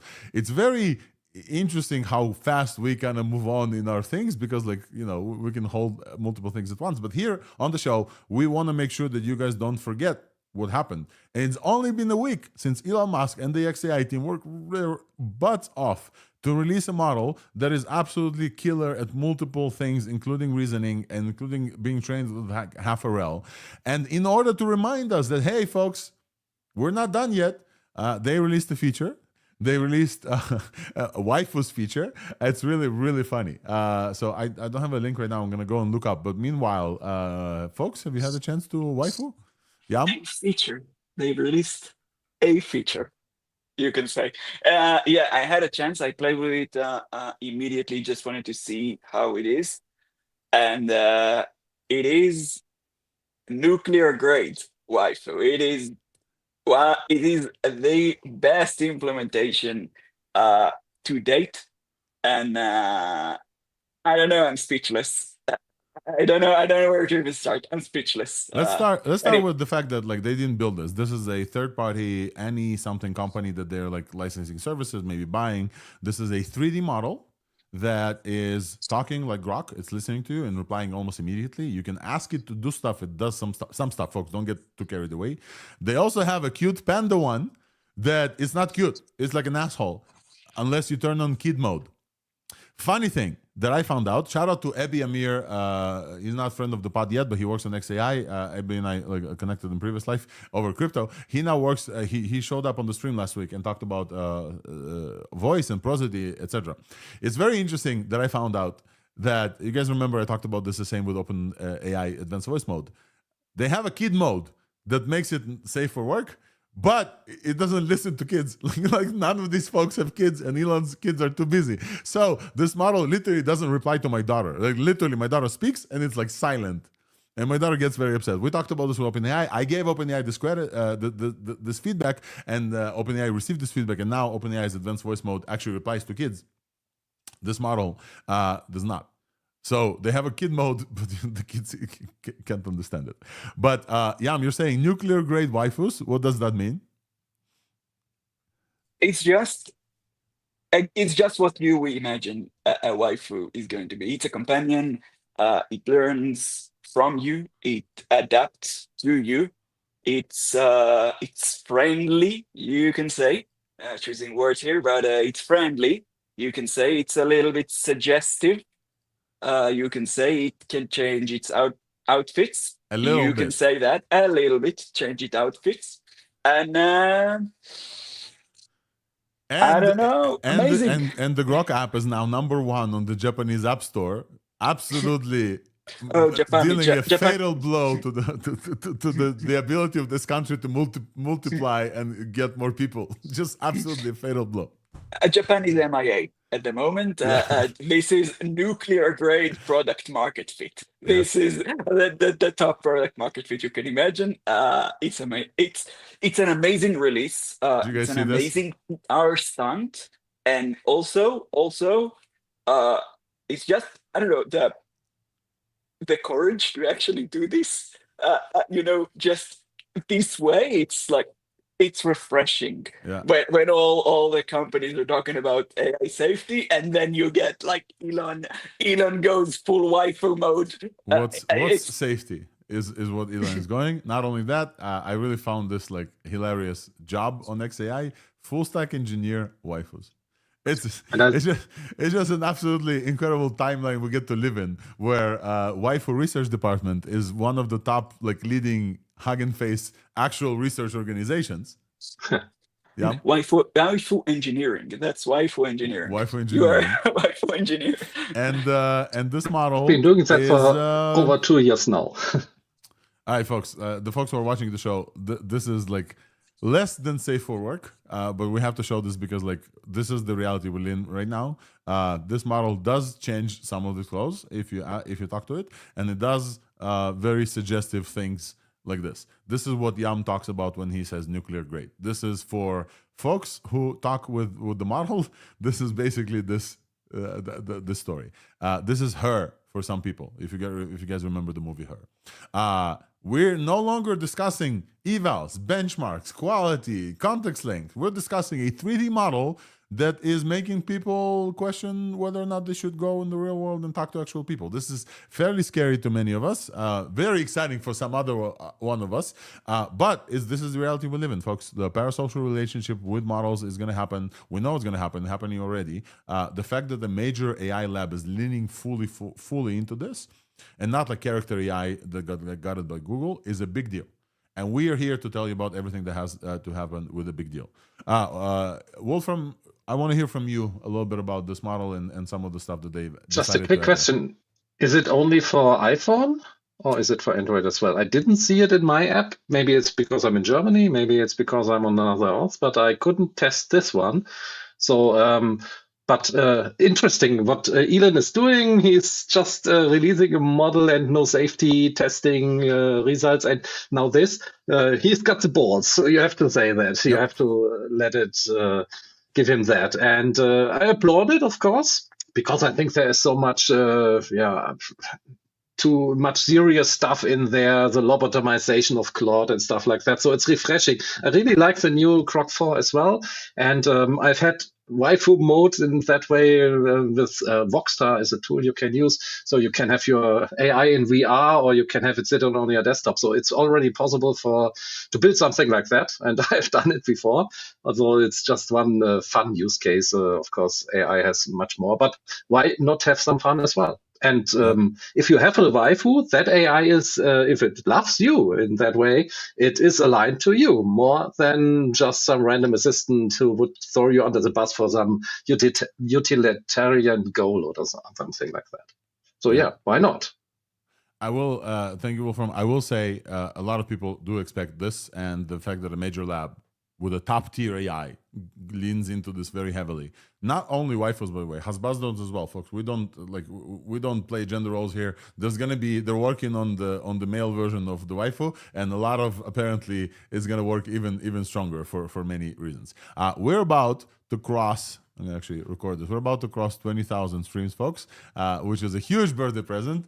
And we're 20,000. Let's go. We have so many people watching us, folks. Welcome to ThursdAI, and we're 20 minutes out from the OpenAI restream, which OpenAI is gonna release some like agent deep search thingy. We're gonna tune in live with you and celebrate this incredible stream with all of you on ThursdAI. If you're not subscribed to any of us yet, please feel free to do so. We're all on socials, and ThursdAI.news is a newsletter and a podcast that gets released to you, and I work very hard so you don't miss any part of AI. We've been doing this for the past 2.5 years, and even on the birthday, even on vacation, we always do this here, folks. We're always here for you, so you don't miss when Elon releases waifus. This is very important. I got a comment here I want to read out from Joseph. He said, "Can you try to avoid the crash installations demos in general?" Joseph, I agree with you. But this is now the world we live in. This is like a major lab. We cannot like say no to this because like we want to give all of you the things as they are going on. Let's move on to some other news in big companies and APIs. I will say one other thing from Grok is that they did apologize and tell us what went wrong with Grok 4. Did you guys see this? XAI actually delivered a little bit on the questions that we had before. They said but specifically for the Grok 4, not the Grok 3, but they did mention the Grok 3 stuff as well. So they said something like this. If you guys remember, a quick reminder, last week, before Grok 4 was released, Grok 3 called itself Mecha Hitler, and many like spewed some anti-racist, like anti-Semitic bullshit, and they supposedly released some patches for this. And then when they released Grok 4, the first thing it does when you ask it what it thinks is go and search. The other thing that we should probably mention that we didn't mention on the show, Grok 4 was notoriously going and looking for Elon Musk's tweets about opinions as well. That was also stupid. And they addressed all of this, actually. So I do want to shout out, and we do like transparency. And when we call somebody out, when the company delivers, we also should say they delivered on kind of the questions that we had. So here's the response from XAI. We spotted a couple of issues with Grok 4 recently. We immediately investigated and mitigated. One was that if you ask it what's your surname, it doesn't have one. So it searches the internet, leading to undesirable result, such as when it searches picked up a viral meme where it called itself Mecha Hitler. So basically, what happened is Grok 3 started calling itself Mecha Hitler. It then became the talk of the town. Every news outlet, etc., reported Grok calls itself Mecha Hitler. Then Grok 4, not knowing what to do, goes and searches the internet and says, "Oh, my name is Mecha Hitler," so it responds. Do you see the perpetual cycle of like when you don't do safety on the release enough? That's what happens. But they mitigated this. Another very interesting observation from Jeremy Howard and Simon Wilson, like a bunch of friends of ours, that if you ask Grok, what do you think? The model reasons that as an AI, it doesn't have an opinion, but knowing it was Grok 4 by XAI, it searches to see what XAI or Elon Musk might have said on the topic. This is a very gentle phrasing of what actually happened. What actually happened is it like immediately went and searched, what does Elon Musk thinks about like the Israel-Palestine like agreement? This was like the big one, which was ridiculous. And we know that some of it is like tuned to train. So they are working on a truth-seeking AI, but meanwhile, the model looks for what daddy thinks. I think that this is like what we should say, and they fixed it. Comments, folks, on this like behavior from Grok? Yeah, I just want to say that if somehow in the system prompt it would have been actually instructed to go and search for Elon Musk, is too transparent. I don't think it was the case. I truly believe what they're saying. I think that models do strange and weird things, and the model decides on its own because it's XAI to go and search for Elon Musk. Sounds much more plausible than actually Elon Musk instructing the model, and somehow it's not leaked and none of us caught it. I think these are reasonable explanations, and those things are very hard to control in real life. So yeah. I mean, I don't think that Mecha Hitler in the most popular model in the world is something that should happen this likely. No. But I don't absolutely not. But I think that I do think that it's good that we got some answers, and mistakes don't happen. So And we called out this behavior before, and we asked for transparency. We got transparency, and they've updated the Grok prompts on GitHub, and this is one of the updates. This is a new line that they've added. Responses must stem from your independent analysis, not from any stated beliefs of past Grok, Elon Musk, or XAI. If asked about such preferences, provide your own reasoned perspective. So they kind of removed Elon Musk's opinions by prompt, which is, I found it like very, very, very funny. It's like OpenAI in Codex has a line in their system prompt. You are not the other Codex from 2 years ago. You are a different type of Codex. just for it not to start searching it online or something and start to get into this persona. So yeah, it's funny, but that's pretty much how it is. All right, so folks, this is enough about Grok 4. I think we covered mostly everything about this model. It's still a great model. It still gets like incredible results. Folks are tuning into this, and they've opened up the API credits as well. It's also much more uncensored and unhinged. Just to add that, it's more out there. We are gonna have a OpenAI watch party in just under 10 minutes, folks. So stay with us because we're gonna see what OpenAI Odyssey is all about. And we have a lot of folks here with us. This is maybe our biggest stream yet. So hey, everyone, to those of you who are new, let's cover some of the other stuff in the big companies and APIs while we get prepared to restream the OpenAI. We are looking at Gemini embedding model. Gemini, the folks from Gemini released an embedding model in API, and that model scores on top of the MTB leaderboard. So we talked about embedding models before, multiple ones. So the Gemini folks, Logan and folks are releasing state-of-the-art text embedding via the Gemini API, most capable text embedding, and it beats folks on. Let's take a look at the MTB general task. MTB stands for massive text embedding something, and this is like a leaderboard as well, and an evaluation. They get a 68%, 68 score on top of 62 of OpenAI's text multilingual embedding, and 62 from Qwen 7 as well. We have also Cohere embedding. So basically, this is like state-of-the-art embedding model across multiple way. So if you're using any type of RAG search or vector nearest neighbor similarity searches, and you want to get the best performing one, it looks like Gemini now is. I'm pretty sure that they also like beat everybody else on price, as they always do. I haven't looked at the price actually, but it's very, very simple to run embeddings. This is all you need. GenAI.client, and you pass the API key, client models embed content, and you send the contents. That's it. That's all you have to do. Very, very simple. And you are able to do top of the line similarity search. It's incredible. Comments on this super quick? And if not, we can say the other thing that's related to embedding models is the Amazon S3 vectors preview. So Amazon had their own like day in the sun in AI, and they released multiple products. One of them was Amazon now supports a vector store. Of course, we have multiple vector stores. Our friends from Chroma, Weaviate, and other ones. There's like tons of them. PG Vector from Postgres. And now Amazon, the huge Amazon, goes into it. And then many people who are beholden to the Amazon ecosystem now don't have to host the vector models alone, and they can store them on S3, which is a huge one. And scalable RAG applications, up to 90% total cost savings compared to other ones. So Amazon definitely stepped in. Speaking of Amazon, and folks, I'm running through because like in 7 minutes, we're going to have the OpenAI one. I don't know if we're going to have time after this. I don't know for how long the stream is.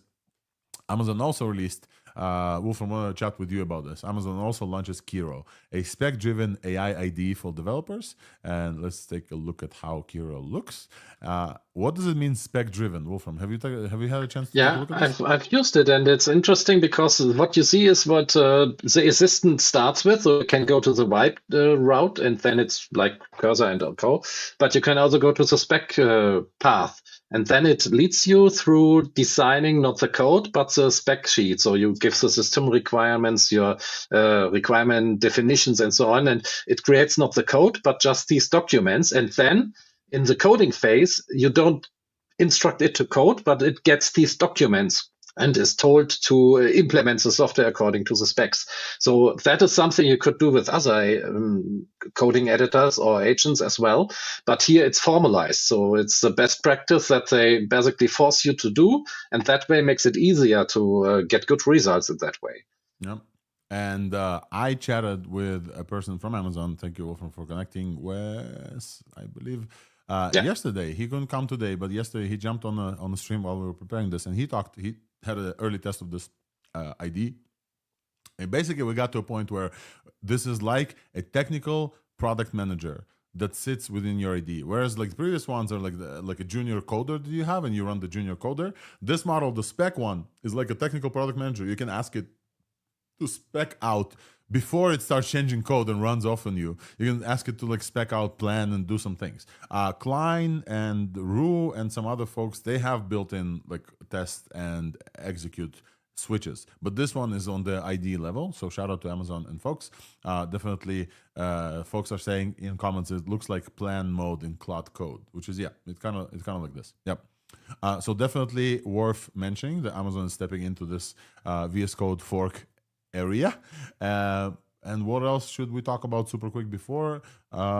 Isn't the plan mode just that it's not writing code yet, just discussing stuff? Because this is writing the spec docs, so I think there's a bit of a difference still. Yeah, there is a bit of a difference. This is like integrated way more than just one. I think I haven't tested this, but like Wes also said, it can independently then like execute on like one feature of the spec and like multiple features and not gonna get confused. So very interesting entry. Folks definitely should give it a try. I think also they're running a promotion now where Sonnet is free for like 2 weeks. So if you download Kiro, you get like, you know, they want to incentivize this for you. So if you download Kiro, you'd be able to like use Sonnet. Folks, I'm gonna prepare for live stream. Wolfram or Yam, I would love to have you guys cover Voxtrol if we have some time while we prepare for the live stream, because I think Voxtrol is also very, very interesting. And it's in the show notes if you guys want to cover this. Yeah, it's a new, I wouldn't call it small because it's so big. 24B is a big one. It's a speech recognition model similar to Whisper in that way. And they have the 24B for production and Mini 3B for edge. And in their tests, it has been outperforming OpenAI's Whisper Large V3, which is what I've been using so far, by the way, because it's so good in multilingual stuff. And I haven't tested Voxtra yet, but I expect it to, if it's better in that way, that it may be my new standard version for speech recognition. that is possible. So yeah, what do we have here? It supports up to 32K token context. That's about 30 to 40 minutes of audio. It has summarization and built-in Q&A from audio. It covers English, French, Spanish, Hindi, German, and more. And it's Apache 2 license. Great. Again, from Mistral. That's very great. And they have an API and Hugging Face down not available. API pricing. Everybody who releases Apache 2. API pricing. Applause. Yeah. Talk about the pricing. API pricing is it's $0.001. So 10 per minute. So 10 minutes is 1 cent. So it's very cheap and can be used for real-time and batch transcription. Yeah, what do we have? It uses Mistral Small 3.1 LLM for audio intelligence backbone, intended for production scale and edge device deployment. Using Mistral for audio intelligence backbone, that's dope because Whisper doesn't have audio intelligence. Whisper is just the TTS model. They have some intelligence, but like it's not backed by 4.1. When I think you go to OpenAI for kind of like the non-TTS stuff, the real-time like voice stuff, that's definitely backed by like GPT 4.1. Folks, I want to just like make sure, did you hear the sound? Okay, cool. So we are almost ready for the live stream, folks. Folks on the Twitter space, please let me know if you couldn't hear the sound. Would love to know because we're about to restream the OpenAI's agent. They call it ChatGPT agent. It's a very broad name, so like I'm very, very excited to see what it does and the capabilities. But I think we covered pretty much everything else in the big companies and APIs. Yeah, I think we covered pretty much everything. Let's talk about super quick. Yam, I talked before you stepped into the show that like to me the personnel changes are not like a huge thing that I want to talk on the show, but we should mention them. And so there's a big one where the folks we covered last week, they moved into Cursor. Are now back in OpenAI. Have you seen this? Oh yeah, to Anthropic, yeah. Yeah, back in Anthropic, yes. Well, like anyway, the people behind Cloud Code, the people that started Cloud Code and are now managing the team, has been hired by Cursor, just for them to be rehired back to Anthropic 2 weeks later. So it's getting aggressive to a point where it's crazy. The aggressive hiring between the big players. We saw it mostly from Meta, a little bit from OpenAI, I suppose, but Anthropic was suspiciously out of this battlefield for quite a while. Yep. And all of a sudden, the team behind Cloud Code was completely like yanked, like both of them yanked to Cursor, and out of the blue they just yanked back all the way to Anthropic. This is fairly crazy. The going back to the company you left like 2 weeks ago, some stuff probably happened. Boris, Cherny, and Cat Wu. And we're about to see the live stream from OpenAI, folks. Meanwhile, I will also say there's a bunch of raising money things that also happened in the big companies and APIs. Mira Murati's Thinking Machines, or aka Thinky, as it's now called on our timelines, raised $2 billion funding, additional funding, not valuation, funding, $2 billion funding, which is absolutely insane because this company is like don't have a product yet, like just like a lot of people from OpenAI. And led by A16Z, and immediate plans to release open products and science tools for multimodal AI. Open products and science tools. We're going to see if it's open source or something else. Supported by NVIDIA, Excel, etc. Our friends from FAL are now a unicorn. So shout out to FAL, Gorkem, and other folks, Burkai Gur and Gorkem, and our other friends at FAL who are now working in a unicorn, and we well deserved. They raised 125 million, not billion, sorry, 125 million at a $1 billion valuation. XAI is now getting funded by SpaceX. You see this? Elon Musk is moving things, and SpaceX is going to invest $2 billion into XAI, which is crazy because XAI owns X, and basically there's like a waterfall of money from Elon's properties to other Elon's properties right now. This is like very, very interesting. And also Grok is going to be embedded into Tesla, so probably Tesla is going to invest as well. And What else on the funding round? Oh yeah, Anthropic is rumored to get another insane amount of funding. I think to the $20 billion, putting the valuation over like 200 billion or something. Because Anthropic's annual revenue rose from 3 billion to 4 billion in the last quarter. All right, folks, it looks like we're starting. Let's go. Sam! We have a banger for you today. We're going to launch ChatGPT Agent. But before jumping into that, I'd like to ask the team to introduce themselves, starting with Yash. Hi, I'm Yash. I work on Agent team, and before that, I used to work on Operator. Hi, I'm Zhiqing. I work on agents research, previously on deep research. Hi, I'm Casey. I'm a researcher on agents, formerly Operator. Hi, I'm Isa. I'm a researcher on Agent, formerly on Deep Research. Ah, that's Isa. Nice. So we started launching agents earlier this year. We launched Deep Research, we launched Operator, and people were very excited about this. People could see that now AI was going off to do complex tasks for them. But it became clear to us that what people really wanted was for us to bring those capabilities and more together.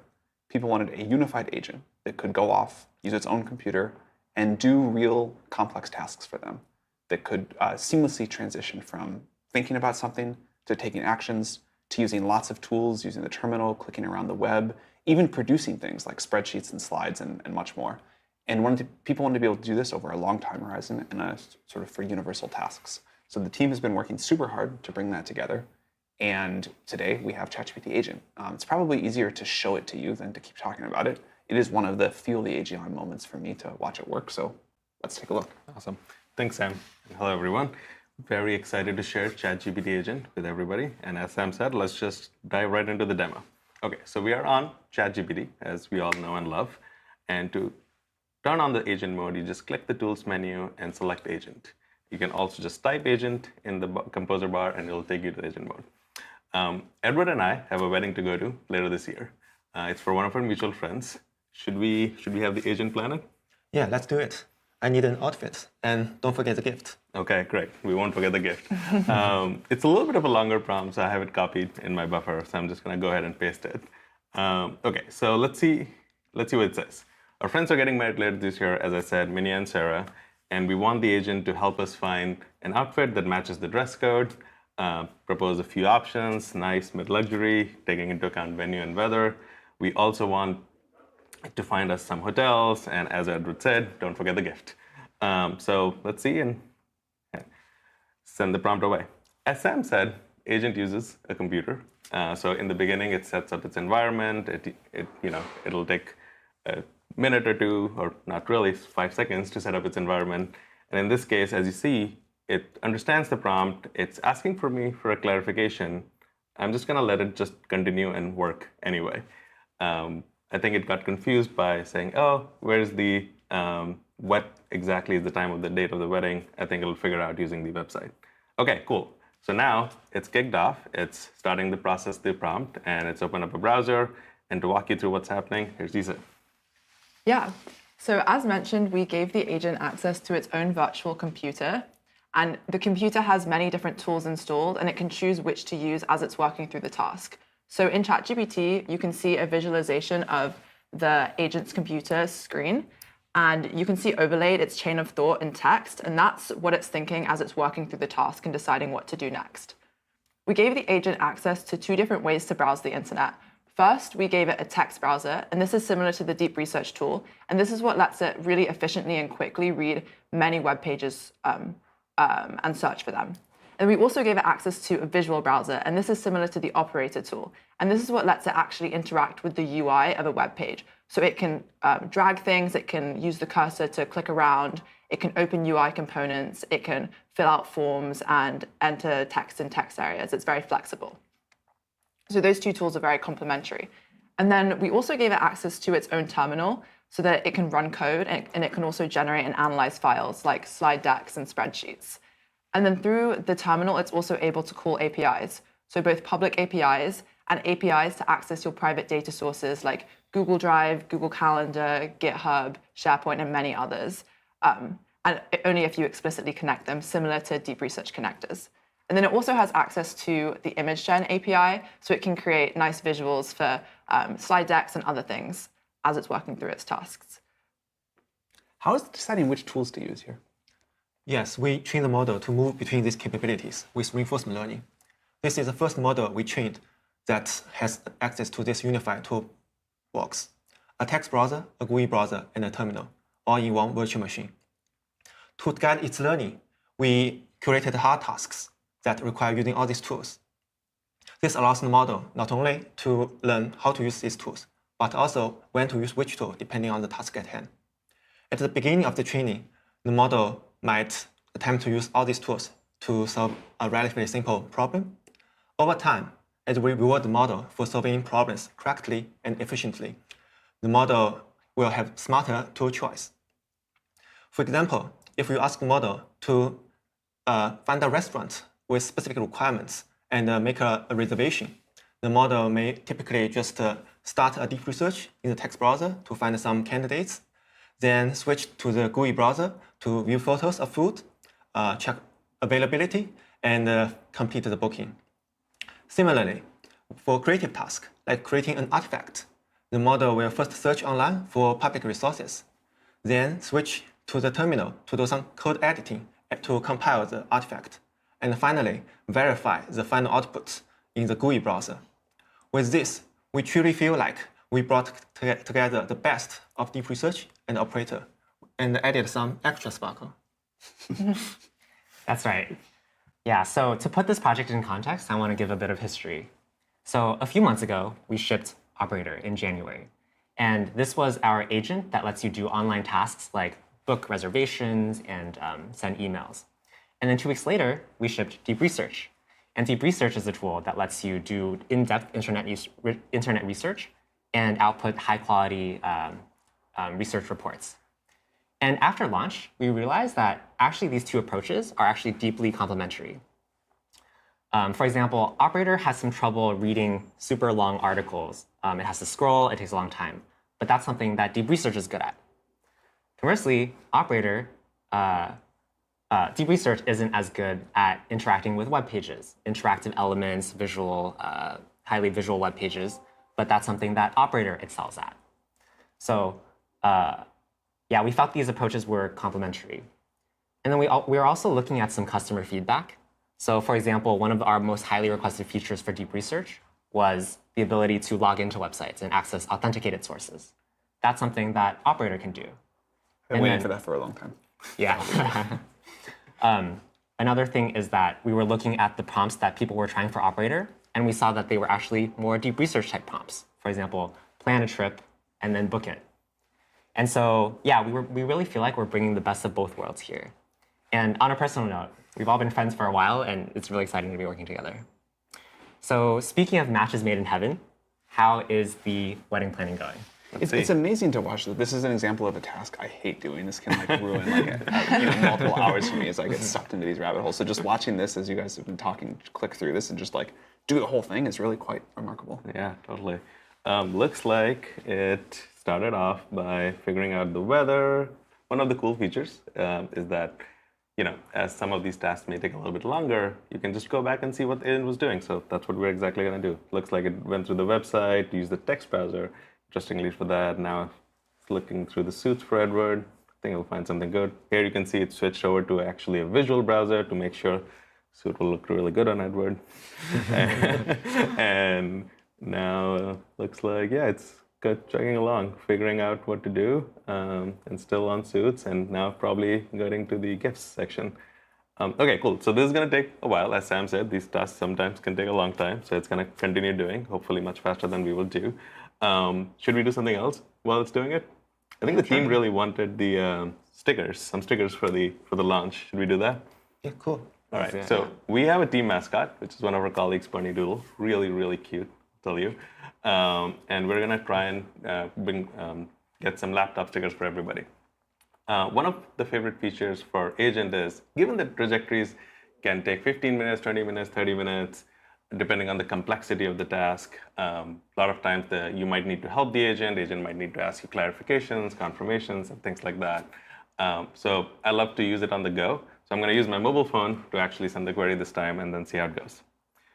Okay, so let's see. Okay, so we are on ChatGPT. I have already selected the agent mode. I've also inputted our cute mascot. and I'm going to quickly paste a query. So query says, make some swag for the team, 1x1 laptop stickers, and order 500 of them. I'll also say, I like sticker mule, which we have used in the past, and send it off. Okay, so just like it was doing on the web, it's going to take some time, think about like what's it doing, and it'll kick off the query. And as it's going, it'll take some time to kick it off. Oh, there we go. So it'll start working on it. Looks like it's starting to create the anime art.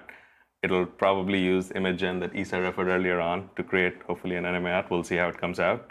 While that's going, anything else we want to do? Oh yeah, I also need a pair of shoes because my shoes got damaged How did they get damaged? by the rain. In SF?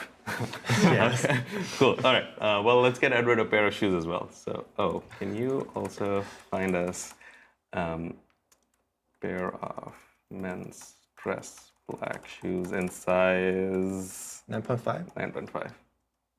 So one of the key capabilities of the model is being able to interrupt. I think, as trajectories take long time or whatever time, it's really important for it to feel very multi-turn so the users can interject, user can direct it, user can give it more guidance, less guidance, whatever we want to do.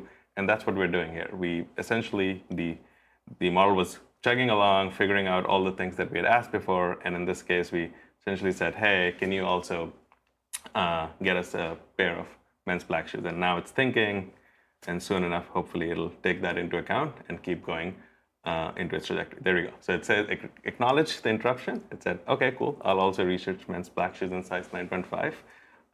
And then it'll probably get on its way. But maybe Isa can tell us a little bit more about how that works. Yeah, sure. So as you can see, the agent is very collaborative, and this was really important to us when we were training the model and building the product. If you were asking another person to do a task for you that would take them a really long time to complete, you'd probably give them some instructions to start, and then they might ask you some clarifying questions, and then they'd start the task and maybe realize, oh, they need more clarification from you, or they need your permission to sign into something or do something on your behalf. And then you might realize, oh, I forgot to mention this thing, or what's your status? How are you doing? Can I help redirect you if you're getting along the wrong path or something? And so similarly, for these really long-running agentic tasks, it's very important that both the user and the agent are able to initiate communication with each other so that the agent is able to most effectively help you with your tasks. And so this is something that we actually trained into the model. We trained it to be able to ask clarifying questions, not every single time like deep research. We also we also trained it to be interruptible, as Yash just showed. And also sometimes it will ask you for clarification and confirmation mid-trajectory. Yeah, and part of working with agent is that, well, sometimes it'll make mistakes.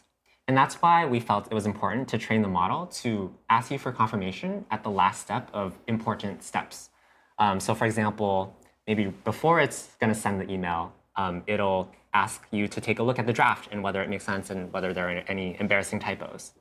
And if there are, then you can either ask it to fix it, or you can directly take over the browser and jump right into the agent's environment and correct it yourself. And that way, it feels collaborative and you can really work with the agent. Should we look at maybe one more demo? We've got this sort of fun tradition in live streams of using our newest models to sort of evaluate themselves or do something kind of meta. Anything like that we could do? Yeah, let's do it. So I think people would love to know how good the model is. yes. So this is a prompt we previously gave the agent yesterday. So basically, it asks the model to pull its own evaluation number from our Google Drive connector and make some slides. So we want to keep it simple, like no introduction, no conclusion, just present the results in the charts. As you can see, now the model is connecting to the Google Drive API and then search within API. Right now, it looks like the first result is very relevant. So it's reading the first result. Now it's reading the first results in details. Let's accelerate this replay. So then the model might read from the result again and write some code. So here you can see that the model is using the image generation model called the image generation tool to generate some decorations for the slides. And let's see what's the first slide the model made.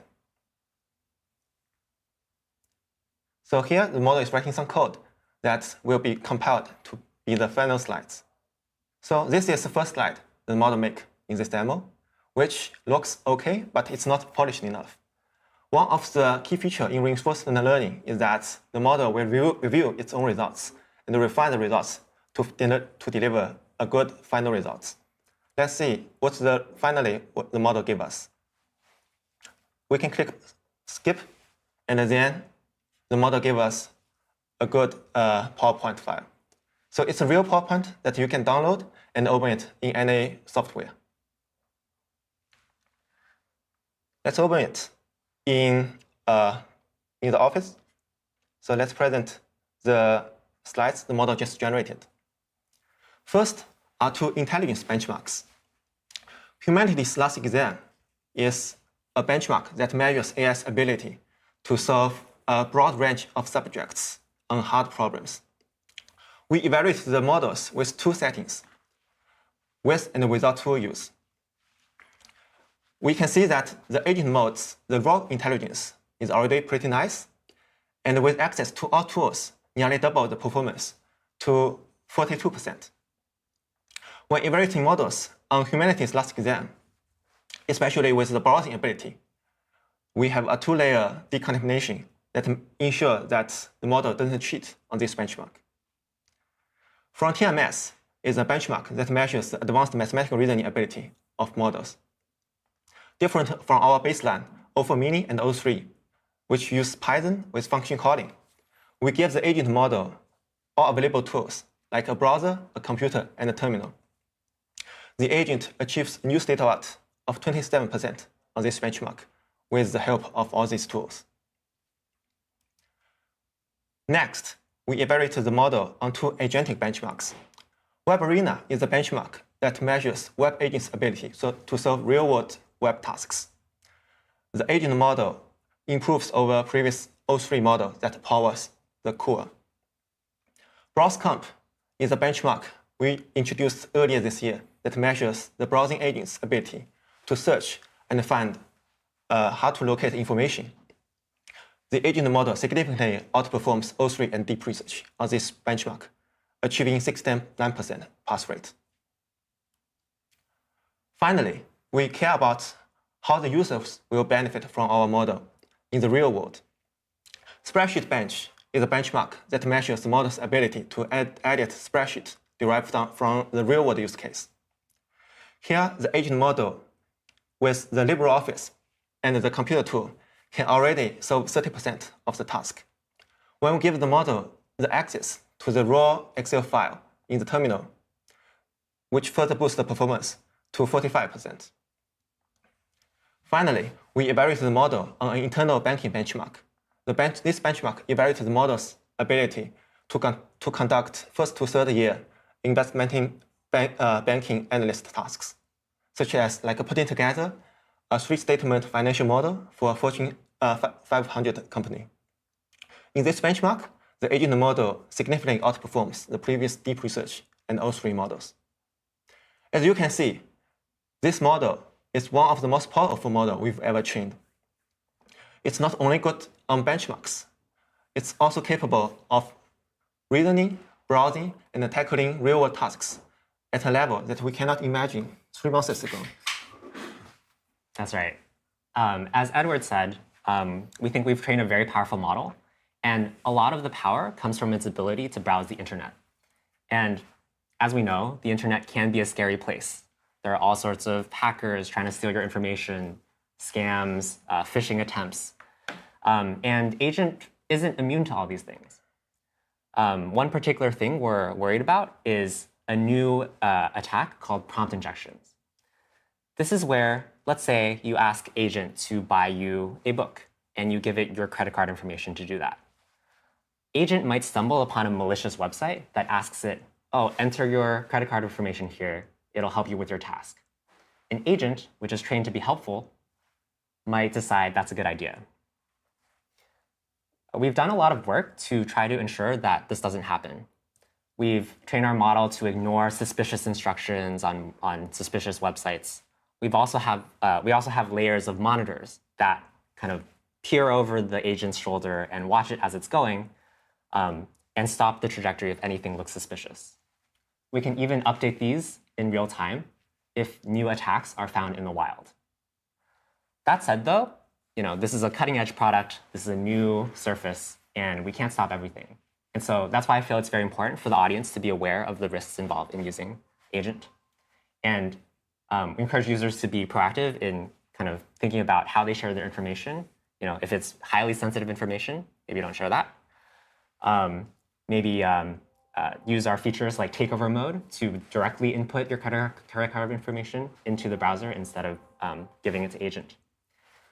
We feel like we've built a very powerful product, but again, it's important for our users to understand the risks involved.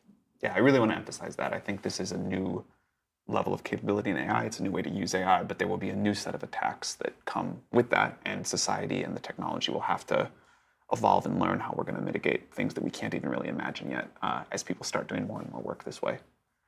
Before we wrap up, should we check in on some of the tasks you kicked off? Yeah, let's do it. OK, so I am going to open a new tab and make sure that we can see the progress of our stickers as well. OK, let's see. All right, so sounds like stickers are ready. Let me see what it actually. OK, so cool thing. This is sort of the end result of took about 7 minutes, highly likely figured out everything. We'll go back and look at the trajectory and see how it did.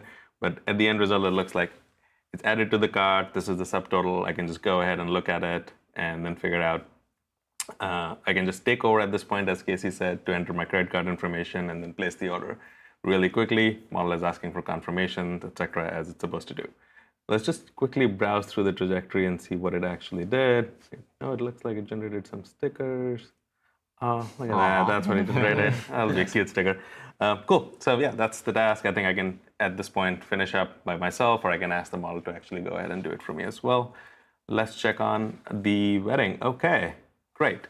Looks like it just finished in the nick of time.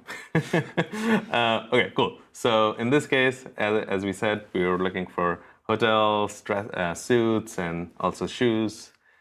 So it's come out with a pretty comprehensive report, it looks like. Wedding venue, date, when it is, with the Zola links, dress codes. It figured out like what the suit recommendation should be, where you can buy. Now I can go ahead and buy myself, or I can ask the agent to go and buy for me. Also figured out footwear, hotel options. It actually looked through all the, It looked through all the availability. You can see actually it gives screenshots of what it checked. In this case, we use booking.com, and it's able to do that. Also has gift suggestions, etc. And next step, I can ask it. As you said, the agent says, hey, if you need assistance purchasing any item or have any further adjustments, let me know, so we can do that. And I want to show one last demo, which we didn't really run live, but I think it's really cool.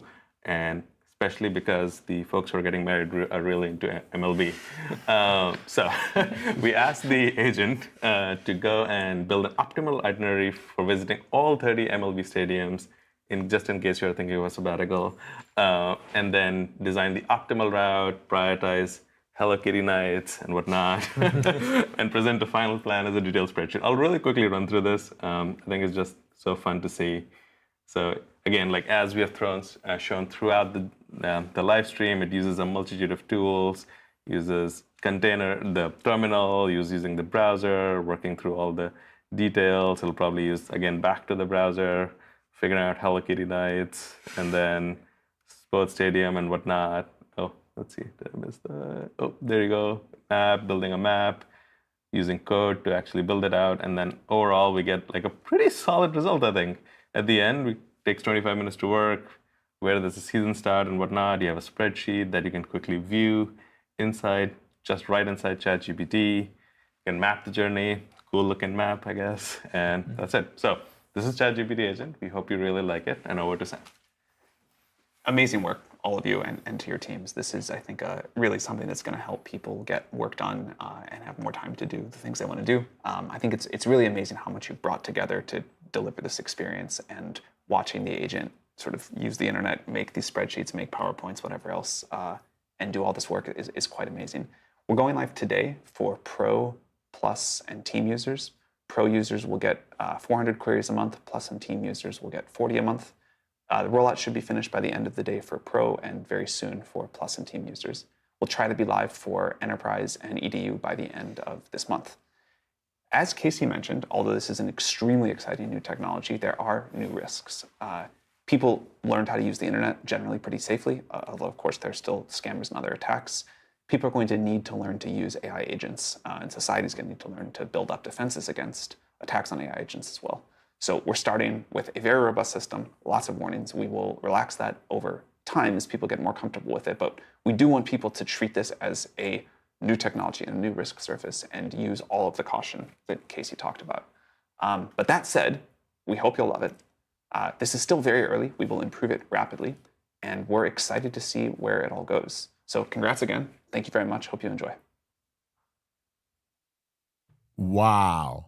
Folks, we have just concluded what could be one of the more impactful OpenAI streams, together with 30,000 people on the stream. This is crazy.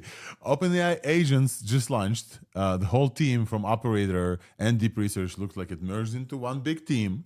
And now, I don't have access yet, but OpenAI has given us agents.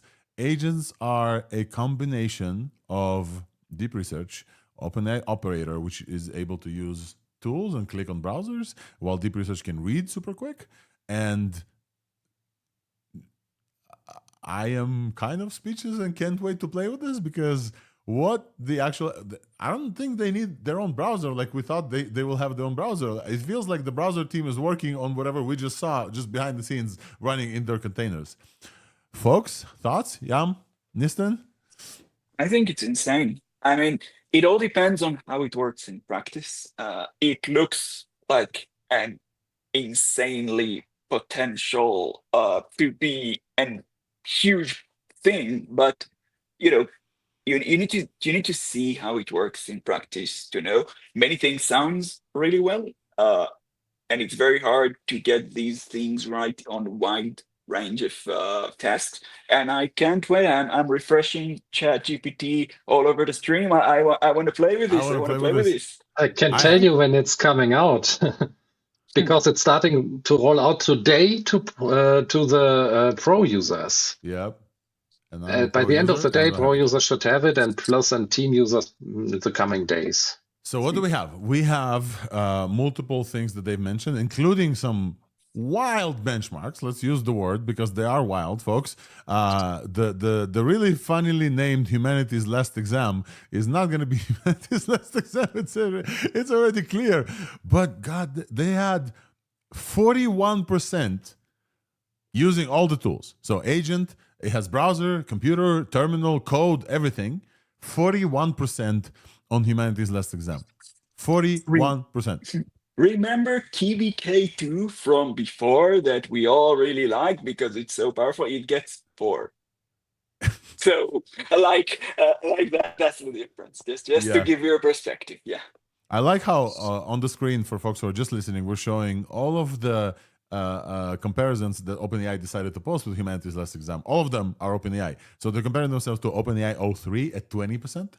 03 with no tools is 20%. 03 with Python and browsing is 24%. ChatGPT agent is twice that. It's twice as good as 03 with Python and browsing because it combines these multiple modes. They also mentioned that it combines reinforcement learning on which tools to use when. And do you guys notice the actual replays that they have? They record everything like Operator, and then the reasoning traces is on top. So you can actually see what it was thinking while it was doing things. So it's reasoning, you can see the reasoning, and it uses tools as part of its reasoning, which is like a huge thing for O3. Did you guys get if it can write code as well at the middle? Yes. Yes, for sure. It has CLI, and it writes codes, execute this code. Niston, remember us getting excited about what is it called? Advanced Analyst mode, or before this it was called Interpreter. Code interpreter, yeah. Code interpreter. This is now code interpreter that has access to the web. Codex, which they launched, the coding service, at the beginning launched with no access to the web. This has access to the web and APIs that it can call. Like this thing can call APIs, get results, write some code, and show you some stuff. And the highlight that I had, they had a focus on spreadsheets and presentations. And this is, they mentioned LibreOffice, so they're using like LibreOffice, whatever. They literally are going towards the performance thing. Hey, build me a slideshow, and I will say, let me show this on the screen again. Guys, you can do this while you're on the toilet from your phone. Yes. You can control this from your phone. It's crazy, seriously. And it also like generated images at the middle and everything. Yeah, like it has access to Advanced Image API. They- I want to show the this, full Jan, just package. super quick. Full package, everything. This, what we're seeing right now, folks, who are just listening to us, this is the official designer created on the web metrics on the OpenAI website from Humanities as exam. I'm scrolling down. This is a presentation that they just pulled the numbers and created the presentation using this mode, agent mode, on its own. Now, it's obviously way less beautiful. It's kind of hard to see, but this looks very, very decent compared to like what I would spend a lot of time to like create. And I have an agent benchmark that I have with the ThursdAI and bookmarks and everything. I can't wait to play with this because I'm excited. Because one of the things they mentioned, and we talked about deep research for a long time. Deep research is incredible. It goes, it reads hundreds of websites, it compares, blah, blah, blah, blah. The biggest problem with deep research, and Dr. Dario Untas, a friend of the show who was on with us, he talked about this as well. Deep research cannot log into his like specific login to sites that have like different information. Deep research searches the web textually. They've now combined two browsers. One of them can log in as you with your cookies and click things and do things and do the login things, with the one that like deep research can read a bunch of stuff. So deep research can do the deep research, and then when it needs to log in and have access to like a specific information, it now can do this. This is incredible. This is like a very, they said, complementary two sets of skills: the textual browser from deep research and the visual clicky browser from Operator that they've now combined into one tool, one agent. I cannot wait to play with this. The year of the agent now officially begun, huh? Yeah, year of the agent, absolutely. And we talked about AI browsers. This is essentially AI browser, just like it lives on their machine and not on our machine. And you guys get that the spreadsheet is like on their web app? Like they implemented the spreadsheet, they implemented Excel as well, and that now they use the spreadsheet editor. Like, I mean, the level of things they implemented to get this right is insane. When you think about it, like so many moving pieces on this, and on the mobile, on the web app, like, and browsers and computers containerized with code, and it's pretty crazy. I really want to see it in action. I really want to play with this. This is very crazy, I would say, specifically because I think they use LibreOffice for it. So ChatGPT agent is now going to be also built into ChatGPT. If you remember Operator, you had to go somewhere else to go and think about Operator. Now you can like literally within your ChatGPT, which likely has access to memories as well. So it remembers everything about you and how you like things. Now it's all combined into one. That is crazy. I hope so. I hope so. We already had releases that were not connected to memories. And we didn't know, anybody didn't know about it. But I hope so. I hope so. If it knows, if it connects to memories, it's crazy. Seriously, like I don't know where to begin.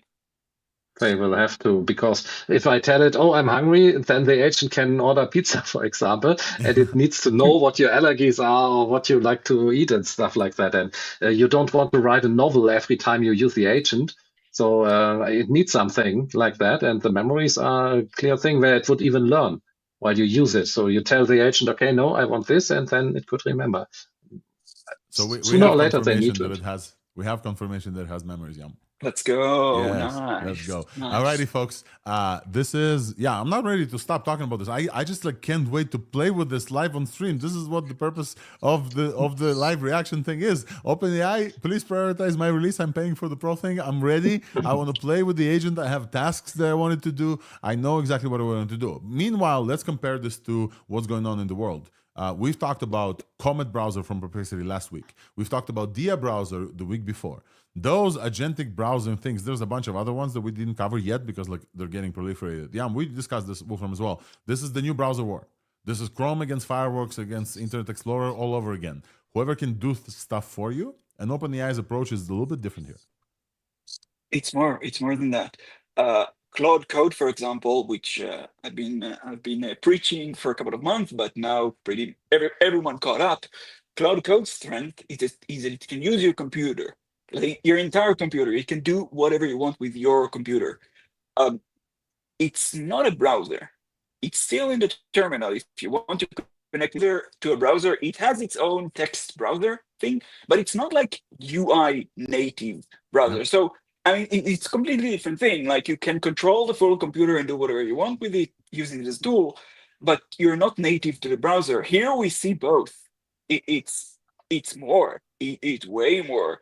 It's not just Comet browser from Perplexity that might be the best in the world. I didn't get to play with it, but this is the browser and the computer, and it can write code. It containerize in their own environment. I mean, this is big. That's bold. It's very But bold. Yum, don't you have the Playwright MCP for Claude Code? Then it can open your browser and serve around and stuff. Look, you can connect whatever you want to Claude Code and build your own setup and so on. But I mean, they have trained the model to use the browser. It's a little bit more to use the browser to select tools. More than just use the browser. They specifically mentioned which tool to use when. One of the biggest things, the problem with MCP is that you overload it with tools and it doesn't know which tools to use. Like this is the biggest problem. Claude, Sonnet and Opus were trained to use MCP generally, but during the training, they don't know about the tools that you're going to use them. So they generally know about, there's going to be tools. I will be able to select tools based on description. This is like they have direct RL on which browser to use when to use the textual one, when to use the visual one. I think it's like a very big difference when you have a model that was trained for the specific task, including like the examples of the task. So remains to be seen, but this is very big. Look, you can really feel on Codex, the special version of Codex that they trained specifically to be a coding agent. You really feel that it's different than the frontier models. I mean, that specialized training do make a difference. So I really want, seriously, just let us play with this right now. We want to show everyone who's watching. We want to play with it ourselves when it's going to be released. I want to compare to Claude computer use. If you remember that, they also trained Claude specifically to use a virtual machine where it had a terminal, it had a browser, it had even an Office suite was installed. And I experimented with it. It was interesting, but it wasn't there yet. And then they just dropped it somehow. We never heard of it much more. And Claude Code became big. And so they focused on that. And now it sounds like OpenAI took that principle of using a virtual machine and having the AI operate a complete computer and polished it. So I'm curious to see how this compares as well. It's incredible. Niton, you've been quiet. Thoughts? Look, you can do all of this stuff on your own, but it's a whole other thing when it's a packaged product, and it just comes with it. But dude, we just want to code interpret their back. I think them sunsetting that product just set us I would just say, folks, we just hit 30,000 live viewers on the stream. Let's go. Let's go, 30,000. Woo! I'm very happy to say that this is my birthday. This has been like an incredible present for me from OpenAI. I wanted open source, but hey, this is also a great agents that can do stuff for you. It's always incredible. And celebrating my birthday here with the ThursdAI crew, with so many people watching, it's been really an honor. So here's to you guys. This is my cake pop that I'll celebrate on my birthday. I'm gonna add LDJ, and I think that we'll have to conclude the show soon, despite the so many people watching us. Just because we're just over 2 hours, some folks are tuning in. We had an incredible week in AI, incredible week in AI, and now it's gotten even better, because if and when we see that the OpenAI agent, ChatGPT agent is called now, a codename Odyssey, I think that some folks found, can actually do the stuff that they talked about for you, can go on researchers and then create spreadsheets. Folks, we have to mention SOTA on Spreadsheet Bench. I didn't even know Spreadsheet Bench exists, and it gets 45.5% versus Copilot in Excel, the 20%. Agent sets a new state of the art on browser comp, scoring 68.9. 17.4 points higher than deep research because it can click things. 400 messages per month for users. A new state-of-the-art pass score for HLE, which is 41.6. This is insane. This we like, it's not a model that we got, but it's like, we'll see. We're gonna get agents, they're doing incredible things, and models. So this week alone we got an incredible model in open source, and now this like incredible agent that can do stuff. Yeah, I just want to say, any product management from OpenAI is top notch. Anytime. The products are insane. The models aside, you can debate and so on, but I don't think anyone can debate that the ChatGPT app is not the best app at the moment, especially the mobile, and the integration between them. They're really good product-wise, and absolutely great to have this platform done this well on the ChatGPT app. I can't wait to try this on my phone. Watch what it's going to do on a computer. It's amazing. Seriously. Kicking off these agents to do stuff for you. It's kind of like kicking off deep research, but it actually can do stuff for you, which is incredible. Like, book me some tickets. It can do this. It has some safety mitigations. Wolfram? Look at this. It's not a new model, but we have gotten such a huge jump in capability through the tooling. That is interesting because the ceiling stuff and so on, even if AI wouldn't advance anymore, if we provide it with better training, so reinforcement learning and tooling and integrations, it can do so much more. So there's so much capability we can unlock in the existing models. That's also very impressive. They have trained though. So they talked about RL. Sorry, I'm eating some cake because it's my birthday and I'm allowed. For 2 hours of incredible stream. But they have trained with RL on multiple tasks. So we do have some post-training here with reinforcement learning. Not only that, computer use model was a different model that they used for operator. And this beats computer use model with browser stuff. This is incredible. Absolutely incredible. Folks, imagining like 6 months ago that we have something like this is crazy. Yeah, go ahead, final words. And did you get how exactly, let's say that I want to use my browser and then log into my email and so on. How exactly am I going to, I mean, it's a new session each time. How it preserves sessions like operator. It preserves sessions. If you're logged into X once, it probably will be logged into X on your behalf, like operator does. But it's using its own browser, right? It's not connecting somehow to a browser that I use every day and can use my credentials with it. It doesn't run your browser on your machine, but essentially it rents out a virtual environment for you, for YAM, and then saves the sessions and cookies, kind of like browser base as well. Shout out to browser base, and definitely does this, folks. This is our show. This is ThursdAI for July 17th. I couldn't have asked for a better one. Honestly, couldn't have asked for a better one. This has been incredible. Thank you so much for joining. Thank you, friends. Wolf from Ravenwolf, Niton Tahirai, Jan Peleg, LDJ was also here. Thank you for over 30,000 of you who tuned in to our show to watch and celebrate with us the release of Kimi K2, the best open source model that we have access yet, the best base model that we've had access for a while, 1 trillion parameters. Oh yeah, access to Grok voice mode and waifus. For some people it may be dangerous, but go out there and meet actual people is my advice for you, but still it's pretty cool. And also the launch of ChatGPT agents, which is incredible on all parameters. We can't wait to play with this, use this, and tell you next week all about this. Although next week we're probably gonna have some other news. If you missed any part of the show, as always, the show is sponsored by Weights and Biases by CoreWeave. Oh, by the way, the launch of the W Inference service that you can run Kimi on, that if you reply with K2 Kool-Aid, we're going to give you some access, $50 credit. I'll select a few of you. So please reply with K2 Kool-Aid if you want $50 access to our Inference service. And all of this was culminated in the live watch party, which we love doing. This is like one of the coolest things we get to do with you guys all. Just love live watching Sam announce crazy shit and we analyze the crap out of it.